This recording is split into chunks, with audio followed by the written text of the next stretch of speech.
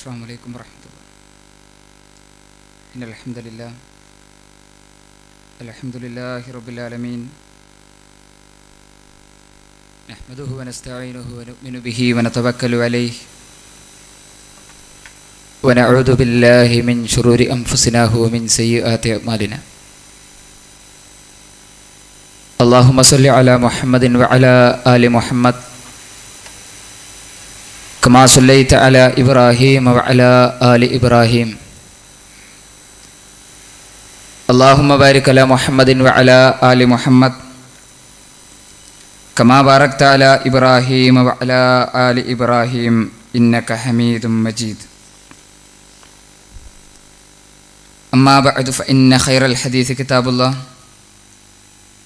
وخير الهدي هدي محمد صلى الله عليه وسلم وشر الأمور محدثاتها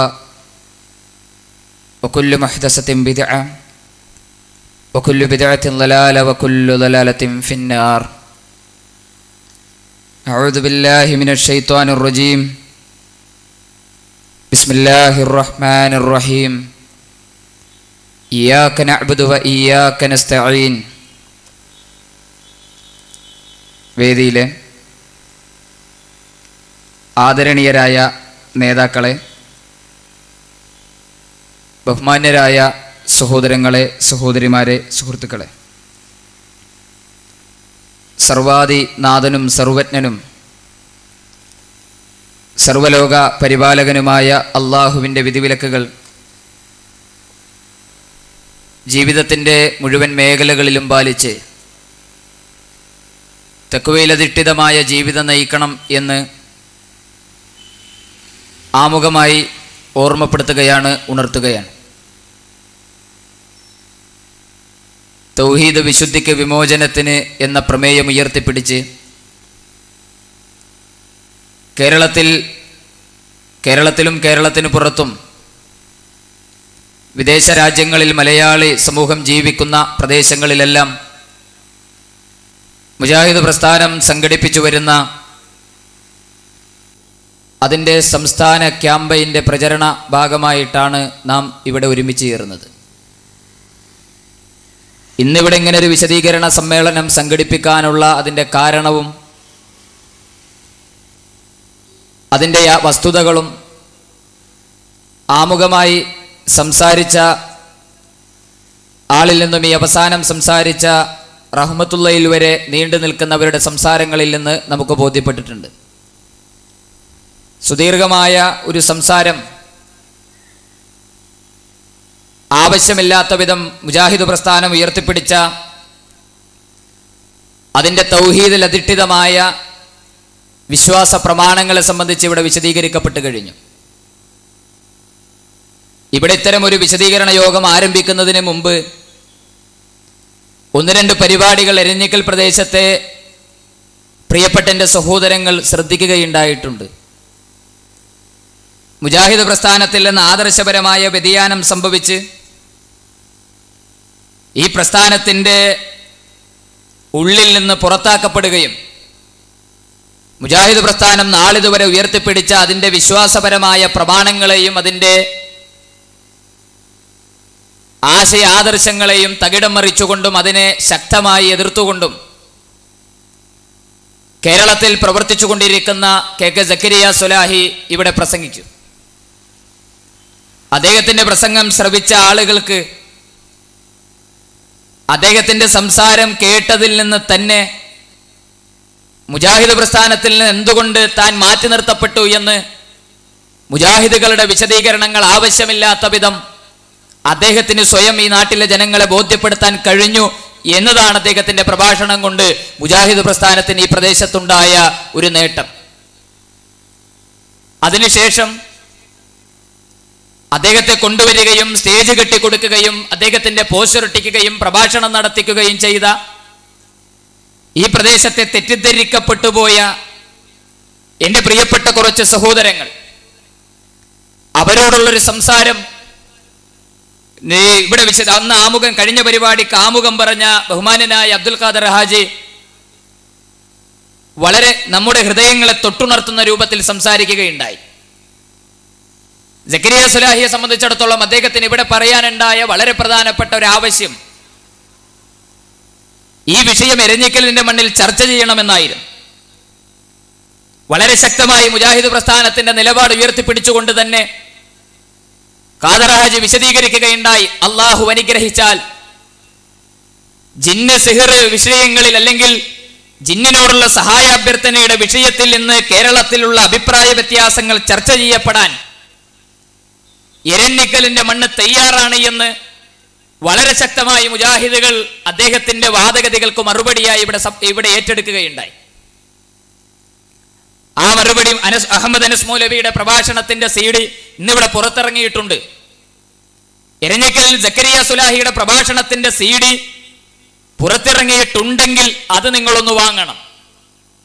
സക്കരിയ സുലാഹിയുടെ പ്രസംഗത്തിന് മറുപടി പറഞ്ഞ് അഹമ്മദ് അനസ് മൗലവിയുടെ പ്രഭാഷണത്തിന്റെ CD-യും ഇവിടെയുണ്ട്. അത് രണ്ടും നിങ്ങളൊന്നെല്ലാവരും കാണണം. എന്നിട്ട് എന്താണ് മുജാഹിദ് പ്രസ്ഥാനത്തിൽ സംഭവിച്ചത് എന്ന് വളരെ കൃത്യമായി നമ്മൾ മനസ്സിലാക്കണം. സക്കരിയ സുലാഹി മണ്ണിൽ വരാൻ തയ്യാറാണ് എങ്കിൽ അഹമ്മദ് അനസ് മൗലവി ഇവിടെ അത് വിശദീകരിക്കാൻ ഇനിയും തയ്യാറാണ് എന്ന് വളരെ ശക്തമായി അന്ന് പറയുകയുണ്ടായി. സ്വാഭാവികമായും എരഞ്ഞിക്കലിലെ മുജാഹിദ് പ്രവർത്തകരും ഈ പ്രസ്ഥാനത്തെ അനുഭാവപൂർവ്വം നോക്കിക്കാണുന്ന ഇതിന്റെ സ്നേഹിതന്മാരും വളരെയേറെ ആഗ്രഹിച്ചു സക്കരിയ സുലാഹി വീണ്ടും ഈ എരഞ്ഞിക്കലിൽ വന്ന് പ്രസംഗിക്കണമെന്ന്. അന്നിവിടെ വളരെ കൃത്യമായി പറഞ്ഞു, എരഞ്ഞിക്കലിൽ സക്കരിയ സുലാഹിക്ക് സ്റ്റേജ് കെട്ടാൻ ആളില്ലെങ്കിൽ മുജാഹിദ് പ്രസ്ഥാനം കെട്ടിത്തരാം, അദ്ദേഹം ഇവിടെ വന്ന് സംസാരിക്കട്ടെ, അദ്ദേഹത്തിന്റെ ആദർശം, അദ്ദേഹത്തിന് അതിനു വേണ്ട ചിലവ് ഇവിടെ മുജാഹിദുകൾ പിരിവിട്ട് നൽകാം, അദ്ദേഹം എരഞ്ഞിക്കലിൽ വന്ന് പ്രസംഗിക്കട്ടെ, അദ്ദേഹത്തിന്റെ ആശയങ്ങൾ മുഴുവൻ ഇവിടെ പറയട്ടെ, അദ്ദേഹം എല്ലാ സ്ഥലങ്ങളിലും ഒരു സംവാദത്തിനും വാദപ്രതിവാദത്തിനും മുട്ടി നടക്കുകയാണ് എന്ന് പറഞ്ഞിട്ട് അദ്ദേഹത്തെ പിന്നീട് നമുക്ക് കാണാൻ കഴിഞ്ഞില്ല. പിന്നെ നമ്മൾ ആരെയാണ് കണ്ടത്? നേരത്തെ ഇവിടെ വിശദീകരിക്കപ്പെട്ടതുപോലെ ഇസ്ലാഹി പ്രസ്ഥാനത്തിന്റെ പുറംപോക്കിൽ പോലും ജീവിക്കാൻ അർഹത നേടാത്ത, ഇസ്ലാഹി പ്രസ്ഥാനത്തിന്റെ അകത്തേക്ക് ഏതോ ചില താല്പര്യങ്ങളാൽ കടന്നു വന്ന ചില ചർച്ചകളും ചിന്തകളും ചില പ്രവർത്തനങ്ങളും ഈ പ്രസ്ഥാനത്തിലൂടെ ഉണ്ടാക്കണമെന്ന് ആഗ്രഹിച്ച ചില മന്ത്രവാദികളാണ് പിന്നീട് നമുക്ക് ഇവിടെ കാണാൻ കഴിഞ്ഞത്. അവരെയല്ല മുജാഹിദുകൾക്ക് ആവശ്യം, അവരോടല്ല മുജാഹിദുകൾക്ക് സംസാരിക്കാനുള്ളത്, അവരോടല്ല മുജാഹിദുകൾക്ക് മറുപടി പറയാനുള്ളത്. മുജാഹിദ് പ്രസ്ഥാനത്തിന്റെ നിലപാട് ഇന്നും ഇവിടെ വിശദീകരിക്കുകയുണ്ടായി. സക്കരിയ സുലാഹി എരഞ്ഞിക്കലിന്റെ മണ്ണിൽ എന്ന് പ്രസംഗിക്കാൻ കടന്നു വരാൻ തയ്യാറുണ്ടോ അന്ന് മുജാഹിദ് പ്രസ്ഥാനം അദ്ദേഹത്തിന് മറുപടി പറയാൻ തയ്യാറാണ് എന്ന കാര്യത്തിൽ ഒരാൾക്കും അഭിപ്രായ വ്യത്യാസം ഉണ്ടാകേണ്ടതില്ല. ഞാൻ എന്റെ സംസാരം ആരംഭിക്കുന്നതിന് മുമ്പ് കഴിഞ്ഞ ഇവിടെ അഹമ്മദ് അനസ് മൗലവിയുടെ പ്രസംഗത്തിൽ അദ്ദേഹം ആരംഭിച്ച ആ ഒരു കാര്യം പറഞ്ഞുകൊണ്ടാണ് ഞാനും എന്റെ സംസാരം ആരംഭിക്കാൻ ഉദ്ദേശിക്കുന്നത്. സക്കരിയ സുലാഹിയെ സംബന്ധിച്ചിടത്തോളം നാദാപുരത്ത് ഈ അടുത്ത ഏതാനും ആഴ്ചകൾക്ക് മുമ്പ് ഒരു പ്രസംഗം നടത്തുകയുണ്ടായി. അദ്ദേഹത്തിന്റെ പ്രസംഗത്തിന് ശേഷം ബഹുമാന്യനായ ഹനീഫ് മൗലവി അവിടെ പ്രസംഗിക്കാൻ ചെന്നു. അന്ന് അദ്ദേഹത്തിന്റെ ചില ആ സക്കരിയ സുലാഹിയുടെ കൊണ്ടുവന്ന് പ്രസംഗിപ്പിച്ച കുട്ടികൾ അവിടെ ഒരു ഫ്ലെക്സ് ബോർഡ് ഉയർത്തി. എന്തായാലും ഉണ്ടായിരുന്നത് ഹനീഫ് മൗലവിക്ക് സ്വാഗതം, ഹനീഫ് കായക്കൊടിക്ക് സ്വാഗതം. എങ്ങോട്ട്? വാദപ്രതിവാദത്തിന്റെയും ഗണ്ണന പ്രസംഗത്തിന്റെയും ചരിത്രം പറയുന്ന നാദാപുരത്തിന്റെ മണ്ണിലേക്ക് ഹനീഫ് കായക്കൊടിക്ക് സ്വാഗതം. എന്നിട്ടോ സക്കരിയ സുലാഹിയുമായി ഒരു ഗണ്ണന പ്രസംഗം ഇവിടെ നടക്കട്ടെ. അത് മുജാഹിദുകൾ വെച്ചതല്ല, ജിന്നുവാദത്തിന് നേതൃത്വം കൊടുത്ത് ജിന്നുവാദികൾക്ക് വേണ്ടി പ്രവർത്തിച്ചു കൊണ്ടിരിക്കുന്ന, ജിന്നുവാദത്തിന് വേരോട്ടം നൽകാൻ പ്രവർത്തിക്കുന്ന സക്കരിയ മൗലവിയുടെ കുട്ടികളായിരുന്നു ആ ബാനർ അവിടെ കെട്ടിയത്. പക്ഷേ ഇന്നുവരെ ആ ബാനർ കെട്ടി എന്നല്ലാതെ ആ കുട്ടികളെയും ആ കുട്ടികൾക്ക് വേണ്ടി നേതൃത്വം വഹിക്കുന്ന മൗലവിമാരെയും ആരെയും പിന്നെ നാദാപുരത്തിന്റെ മണ്ണിലേക്ക് ആരും കണ്ടിട്ടില്ല എന്നത് ഒരു വസ്തുതയായി ഇവിടെ അവശേഷിക്കുന്നുണ്ട്. എരഞ്ഞിക്കലിൽ ഇവിടെ മുജാഹിദുകൾ വീണ്ടും ആവർത്തിക്കുന്നു, കേരളത്തിന്റെ മണ്ണിൽ മുജാഹിദ് പ്രസ്ഥാനം വിളിച്ച ഈ ചരിത്ര വസ്തുതകളെ ഒരിക്കൽ കൂടി ഇവിടെ നമ്മൾ ശ്രദ്ധിക്കുക. അത് അഹമ്മദ് അനസ് പോലെ തന്നെ ഒന്ന് വിശദീകരിക്കട്ടെ. ഈ ആദർശത്തിന് വേണ്ടി പകലന്തിയോളം പണിയെടുത്ത് പാവപ്പെട്ടവർക്കിടയിലും പണക്കാർക്കിടയിലും സമൂഹത്തിലെ നേതാക്കന്മാർക്കിടയിലും ഇറങ്ങിച്ചെന്ന് തൗഹീദ് പറഞ്ഞ് പഠിപ്പിച്ച് ഈ തൗഹീദിന്റെ വിശുദ്ധമായ മാർഗത്തിലേക്ക് കൈപിടിച്ചു കൊണ്ടുവന്ന ഈ പ്രസ്ഥാനത്തെ വളർത്തി വലുതാക്കിയ AP അബ്ദുൽ ഖാദർ മൗലവിയെ പോലെ, TP അബ്ദുള്ള കോയ മദനിയെ പോലെയുള്ള ഉത്തരവാദിത്തപ്പെട്ട നേതാക്കളുടെ കീഴിൽ പ്രവർത്തിച്ചു കൊണ്ടിരിക്കുന്ന ഈ സംഘടനയിൽ ആദർശബോധമുള്ള അവസാനത്തെ കുട്ടിയുടെ തലയും മണ്ണിൽ കുത്തിയിട്ടല്ലാതെ സക്കരിയ മൗലവിയുടെ ജിന്നിനോട് സഹായം ചോദിക്കൽ ശിർക്കല്ല എന്ന ഈ കുഫ്രൻ വാദം, ഈ ശിർക്കൻ വാദം ഈ കേരളത്തിന്റെ മണ്ണിൽ നിലംതൊടിക്കാൻ ഞങ്ങൾ അനുവദിക്കുകയില്ല എന്ന് ആണത്തത്തോടെ പ്രഖ്യാപിക്കുകയാണ്. അതിനോട് അടിവരയിട്ടുകൊണ്ട് സൂചിപ്പിക്കട്ടെ, അദ്ദേഹം നാളെ താമരശ്ശേരിയിൽ വരുന്നു എന്നാ പറയുന്നത്. നിങ്ങൾ താമരശ്ശേരിയിൽ പോകണ്ട, നിങ്ങൾ എറണാകുളത്ത് പോകണ്ട, നിങ്ങൾ ആലുവയിൽ പോകണ്ട, നിങ്ങൾ അവിടെയും ഇവിടെയും ചുറ്റിക്കറങ്ങണ്ട. വരൂ, ആൺകുട്ടികളുണ്ട് നിങ്ങളെ നേരിടാൻ. നിങ്ങൾ പറയുന്ന പിഴച്ചവാദം തെളിയിക്കാൻ, ഖുർആനിന്റെ ഒരു ആയത്ത് കൊണ്ട് തെളിയിക്കാൻ, ഹദീത്ത് കൊണ്ട് തെളിയിക്കാൻ നിങ്ങൾക്ക് നാവിന് ബലമുണ്ടെങ്കിൽ വന്നു നിൽക്കൂ ഞങ്ങളുടെ മുന്നിൽ. അബ്ദുറഹ്മാൻ സലഫി വേണ്ട, AP അബ്ദുൽ ഖാദർ മൗലവി വേണ്ട, TP അബ്ദുള്ള കോയമദിന് വേണ്ട. നിങ്ങളെക്കാൾ പ്രായം കൊണ്ടും നിങ്ങളെക്കാൾ അറിവ് കൊണ്ടും താഴ്ന്ന ഞങ്ങളെപ്പോലുള്ള ആളുകൾ നിങ്ങളുടെ ആദർശത്തിന്റെ പാപ്പരത്വം ഈ ജനങ്ങളുടെ മുന്നിൽ ബോധ്യപ്പെടുത്തി തരാൻ ഒരുക്കമാണ്. ആൾക്കൂട്ടത്തെ നിങ്ങൾ പേടിക്കണ്ട, തല്ലുമെന്ന് നിങ്ങൾ ഭയപ്പെടേണ്ട. ഈ 2 ക്യാമറ, ആ ക്യാമറയും നിങ്ങളും മാത്രം മതി ഞങ്ങൾക്ക്. നിങ്ങൾ വരൂ, സംവദിക്കാനുണ്ടോ, ചർച്ചക്കുണ്ടോ? ഈ വിഷയം പരസ്യമായി ഈ നാട്ടിലുള്ള ജനങ്ങൾക്ക് മുഴുവൻ കേൾക്കാവുന്ന രൂപത്തിൽ ഒരു സംവാദത്തിനുണ്ടോ? അപ്പൊ ഈ വിഷയം വളരെ കൃത്യമായി അദ്ദേഹം വിശദീകരിച്ചതാണ്. എന്നിട്ടും ബഹുമാന്യനായ ഇവിടെ പ്രസംഗിച്ച സാജിദ് മൗലവി, അദ്ദേഹം അഹമ്മദ് അനസ് മൗലവിയെ കുറിച്ച് വ്യക്തിപരമായ ആരോപണങ്ങൾ ഉന്നയിക്കാനാണ് അദ്ദേഹത്തിന്റെ സമയം വിനിയോഗിച്ചത്. ഞാൻ എന്റെ സംസാരം ഈ വിഷയത്തിന്റെ മർമ്മത്തിലേക്ക്, കേരളക്കരയിൽ മുജാഹിദ് പ്രസ്ഥാനം ഉയർത്തിപ്പിടിച്ച മൗലികമായ അതിന്റെ ഒരു ആദർശമുണ്ട്. കേരളത്തിന്റെ തെരുവുകളിൽ പാവപ്പെട്ടവർക്കിടയിലും പണക്കാർക്കിടയിലും പാടുപെട്ട് തൗഹീദ് പറഞ്ഞ് പഠിപ്പിച്ച പാരമ്പര്യമുള്ള മുജാഹിദ് പ്രസ്ഥാനത്തിന്റെ ഉന്നതരായ പണ്ഡിതന്മാർ അവർ ഈ സമൂഹത്തിന് പഠിപ്പിച്ച തൗഹീദ്, ആ തൗഹീദ് ഒരിക്കലും മുജാഹിദ് പ്രസ്ഥാനത്തിന് മാറ്റം സംഭവിച്ചിട്ടില്ല, മുജാഹിദ് പ്രവർത്തകർക്ക് മാറ്റം സംഭവിച്ചിട്ടില്ല. കേരള നേതൃത്വത്തിൽ മുജാഹിദീൻ ഉയർത്തിപ്പിടിക്കുന്ന തൗഹീദിന്റെ വെളിച്ചത്തിന് മാറ്റം സംഭവിച്ചു എന്ന് പറയാൻ ആർക്കും ഇന്നുവരെ സാധിച്ചിട്ടില്ല എന്നത് ഒരു ചരിത്ര യാഥാർത്ഥ്യമാണ്. മുജാഹിദുകൾ ഈ സമുദായത്തോട് പറഞ്ഞ ഒരു വസ്തുതയുണ്ടായിരുന്നു. മുജാഹിദുകൾ ഈ സമുദായത്തെ വിളിച്ചത് മുജാഹിദ് പണ്ഡിതന്മാരിലേക്കായിരുന്നില്ല, നേതാക്കന്മാരിലേക്കായിരുന്നില്ല, ഏതെങ്കിലുമൊക്കെ വ്യക്തിപ്രഭാവമുള്ള ആളുകളിലേക്കായിരുന്നില്ല, ഏതെങ്കിലും ഓഡിറ്റോറിയങ്ങളിൽ കൂടിയിരുന്ന് ചർച്ച ചെയ്ത് തീരുമാനിക്കുന്ന ചർച്ചകളിലേക്കായിരുന്നില്ല. വിശുദ്ധ ഖുർആൻ ഉയർത്തിപ്പിടിച്ച തൗഹീദിന്റെ വെളിച്ചത്തിലേക്കും ഖുർആനിന്റെ തെളിച്ചത്തിലേക്കും തിരുസുന്നത്തിന്റെ പ്രമാണത്തിലേക്കുമായിരുന്നു മുജാഹിദ് പ്രസ്ഥാനം കേരള ജനതയെ ക്ഷണിച്ചത്. അത് വിശുദ്ധ ഖുർആൻ തന്നെ നമ്മെ എടുത്തു പറയുന്നുണ്ട്. സത്യവിശ്വാസികളെ യാ അയ്യുഹല്ലദീന ആമനു അത്തിഉല്ലാഹ വഅത്തിഉർ റസൂല, നിങ്ങൾ അല്ലാഹുവിനെ അനുസരിക്കണം, നിങ്ങൾ പ്രവാചകൻ തിരുമേനി സ്വല്ലല്ലാഹു അലൈഹി വസല്ലമയെ അനുസരിക്കണം, അതുപോലെ തന്നെ നിങ്ങൾക്കിടയിലെ കൈകാര്യകർത്താക്കളെയും നിങ്ങൾ അനുസരിക്കണം. എന്നിട്ടോ മതപരമായ വിഷയത്തിൽ ഒരു അഭിപ്രായ ഭിന്നതയുണ്ടായാൽ, മതപരമായ വിഷയത്തിൽ ഒരു അഭിപ്രായ വ്യത്യാസമുണ്ടായാൽ ഫറുദ്ദൂഹു, അതിനെ നിങ്ങൾ മടക്കണം, ഇലല്ലാഹി വറസൂൽ, 6 കാര്യങ്ങളിലേക്കെന്നല്ല നബി സല്ലല്ലാഹു അലൈഹി വസല്ലമ പറഞ്ഞത്, 6 കാര്യങ്ങളിലേക്കെന്നല്ല വിശുദ്ധ ഖുർആൻ പറഞ്ഞത്. ശാഫി ഇമാമിന്റെ മദ്ഹബിലേക്ക്, ഹനഫി ഇമാമിന്റെ മദ്ഹബിലേക്ക്, ഹംബലി ഇമാമിന്റെ മദ്ഹബിലേക്ക്, മാലികി ഇമാമിന്റെ മദ്ഹബിലേക്ക്, പിന്നെ സമയം കിട്ടിയാൽ ഖുർആനിലേക്കും സന്ദർഭമൊത്താൽ സുന്നത്തിലേക്കും എന്നല്ല വിശുദ്ധ ഖുർആനും തിരുസുന്നത്തും പഠിപ്പിച്ചത്. മറിച്ച് മതപരമായ വിഷയത്തിൽ ഒരു അഭിപ്രായ വ്യത്യാസം ഉണ്ടായാൽ ഫറുദ്ദൂഹു, അതിനെ നിങ്ങൾ മടക്കണം, ഇലല്ലാഹി എന്ന് പറഞ്ഞാൽ അള്ളാഹുവിന്റെ ഖുർആനിലേക്ക് നിങ്ങൾ അതിനെ മടക്കണം, വറസൂൽ നബി സല്ലല്ലാഹു അലൈഹി വസല്ലമയുടെ സുന്നത്തിലേക്കും ആ വിഷയത്തെ മതപരമായ അഭിപ്രായ വ്യത്യാസം ഉണ്ടായാൽ ആ വിഷയത്തെ നിങ്ങൾ മടക്കണം. ഇന്ന് കേരളത്തിൽ 2 ചിന്താഗതി.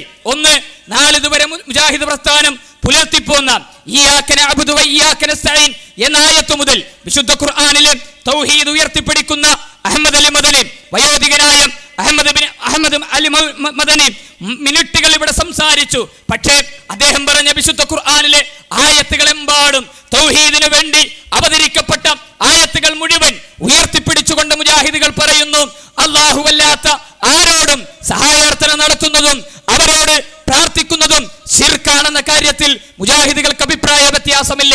അത് ജിന്നിനോടായാലും, അത് മലക്കിനോടായാലും, അത് മരിച്ചവരോടായാലും, അത് ഖബറുകളിലും അതുപോലെ തന്നെ ദർഗകളിലും മറമാടപ്പെട്ടവരോടായാലും ആരോടായിരുന്നാലും ശരി, അത് ശിർക്കാണെന്ന വിഷയത്തിൽ അഭിപ്രായ വ്യത്യാസമില്ല. ഇത് മുജാഹിദ് പ്രസ്ഥാനം ഉയർത്തിപ്പിടിച്ച മുജാഹിദുകളുടെ പാരമ്പര്യം. എന്നാൽ ഇതിനെതിരെ ഈ അടുത്ത കാലഘട്ടം മുതൽ ഏതാനും വർഷങ്ങളായി മുജാഹിദുകൾക്കിടയിൽ രൂപപ്പെട്ടു വന്ന മുജാഹിദ് പ്രസ്ഥാനത്തെ ഒരു പുതിയ ചിന്താഗതിയിലേക്ക് വളച്ചു കൊണ്ടുപോകാൻ ശ്രമിച്ച ആളുകൾ പുതിയ ഒരു തത്വം ഇവിടെ അവതരിപ്പിക്കുകയുണ്ടായി. ആ തത്വം എന്താ? നേരത്തെ മുതൽ ഇവിടെ വിശദീകരിക്കപ്പെട്ടതാണ്. ഒരാൾ നമ്മളിങ്ങനെ നടന്നു പോകുന്ന വഴിയിൽ ശബ്ദപരിധിയിൽ ഒരു ജിന്നുണ്ടെന്ന് വിചാരിച്ച്, ആ ജിന്ന് ഹാദിറാണെന്ന് വിചാരിച്ച്, ആ ജിന്നിന് കഴിവുണ്ടെന്ന് വിചാരിച്ച്, ആ ജിന്ന് മുസ്ലിമാണെന്ന് വിചാരിച്ച്, ആ ജിന്നിനോട് അതിന്റെ കഴിവിൽപ്പെട്ട ഒരു കാര്യത്തിൽ സഹായം തേടിയാൽ അത് ശിർക്കാവുകയില്ല എന്ന ഒരു പുതിയ വാദം. അത് 2007 ഏപ്രിൽ മാസത്തെ ഇസ്ലാഹ് മാസികയിൽ അബ്ദുൽ ജബ്ബാർ മൗലവിയാണ് കേരളത്തിൽ ആദ്യമായി ആ വാദം അവതരിപ്പിച്ചത്. അദ്ദേഹം പറഞ്ഞത് എന്താ? രാത്രിയുടെ ഇരുളിൽ തപ്പിത്തടഞ്ഞു നീങ്ങുന്ന ഒരാൾ തന്റെ തൊട്ടടുത്ത് നിന്നൊരു ശബ്ദം കേൾക്കുന്നു, ആളെ കാണുന്നില്ല. തന്റെ മുമ്പിലുള്ള ഈ ശബ്ദത്തിന്റെ ഉടമ ജിന്നായിരിക്കാമെന്ന വിശ്വാസത്തിൽ എന്നെ ഒന്ന് സഹായിക്കാമോ, ഒരു വെളിച്ചം തരാമോ എന്നാവശ്യപ്പെട്ടാൽ അത് അബൗദികമോ കാര്യകാരണ ബന്ധത്തിനപ്പുറമുള്ളതോ അല്ലെങ്കിൽ സൃഷ്ടികളുടെ കഴിവിൽപ്പെടാത്തത് തേടുകയോ അല്ല, ആ സഹായാർത്ഥന ശിർക്കുമല്ല എന്ന ഒരു പുതിയ വാദം. ഈ എറിഞ്ഞിക്കലങ്ങാടിയിൽ വഴിതെറ്റ് സഞ്ചരിക്കുന്ന ഒരാൾ രാത്രി ആരെയും കാണുന്നില്ല, വഴി കാണിക്കാൻ ആളില്ല, വെളിച്ചം തരാൻ ആളില്ല. അയാൾ ഇങ്ങനെ നടന്നു പോകുമ്പോൾ അയാൾക്ക് കോഴിക്കോട്ടേക്കുള്ള വഴി അറിയണം. അയാൾ എന്ത് ചെയ്യും?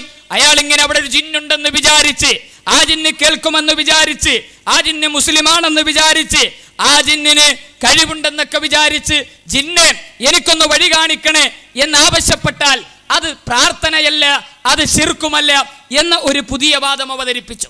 അപ്പൊ ഈ രണ്ട് വാദം കേരള ജംഇയ്യത്തുൽ ഉലമ അത് ചർച്ചക്കെടുത്തു. കേരള ജംഇയ്യത്തുൽ ഉലമ ഇത് പറഞ്ഞ പണ്ഡിതന്മാരെ വിളിച്ചു, അവരോട് ഇതിന്റെ വിശദീകരണങ്ങൾ തേടി. പക്ഷെ ആർക്കും ഒരു തെളിവും പറയാനില്ല. ഈ വാദം 2007 പുറത്തു വന്നു. 2007 ഇതെഴുതിയ ജബ്ബാർ മൗലവിക്ക് ഒരു തെളിവ് ധരിക്കാൻ കഴിഞ്ഞിട്ടില്ല. 2007 മുതൽ ഈ ലേഖനത്തെ ന്യായീകരിച്ചുകൊണ്ട് കേരളക്കരയിൽ രഹസ്യമായും പരസ്യമായും ഗ്രൂപ്പ് പ്രവർത്തനം നടത്തി ഈ ആശയം പ്രചരിപ്പിക്കുന്ന സക്കരിയ സ്വലാഹിക്ക് ഇതിനൊരു തെളിവ് ധരിക്കാൻ കഴിഞ്ഞിട്ടില്ല. ഇതിന് ന്യായം പറഞ്ഞ് മുജാഹിദ് പ്രസ്ഥാനത്തിൽ നിന്ന് പുറത്തുപോയ പണ്ഡിതന്മാരെന്ന് അവകാശപ്പെടുന്നവർക്ക് ഒരു തെളിവ് ധരിക്കാൻ കഴിഞ്ഞിട്ടില്ല.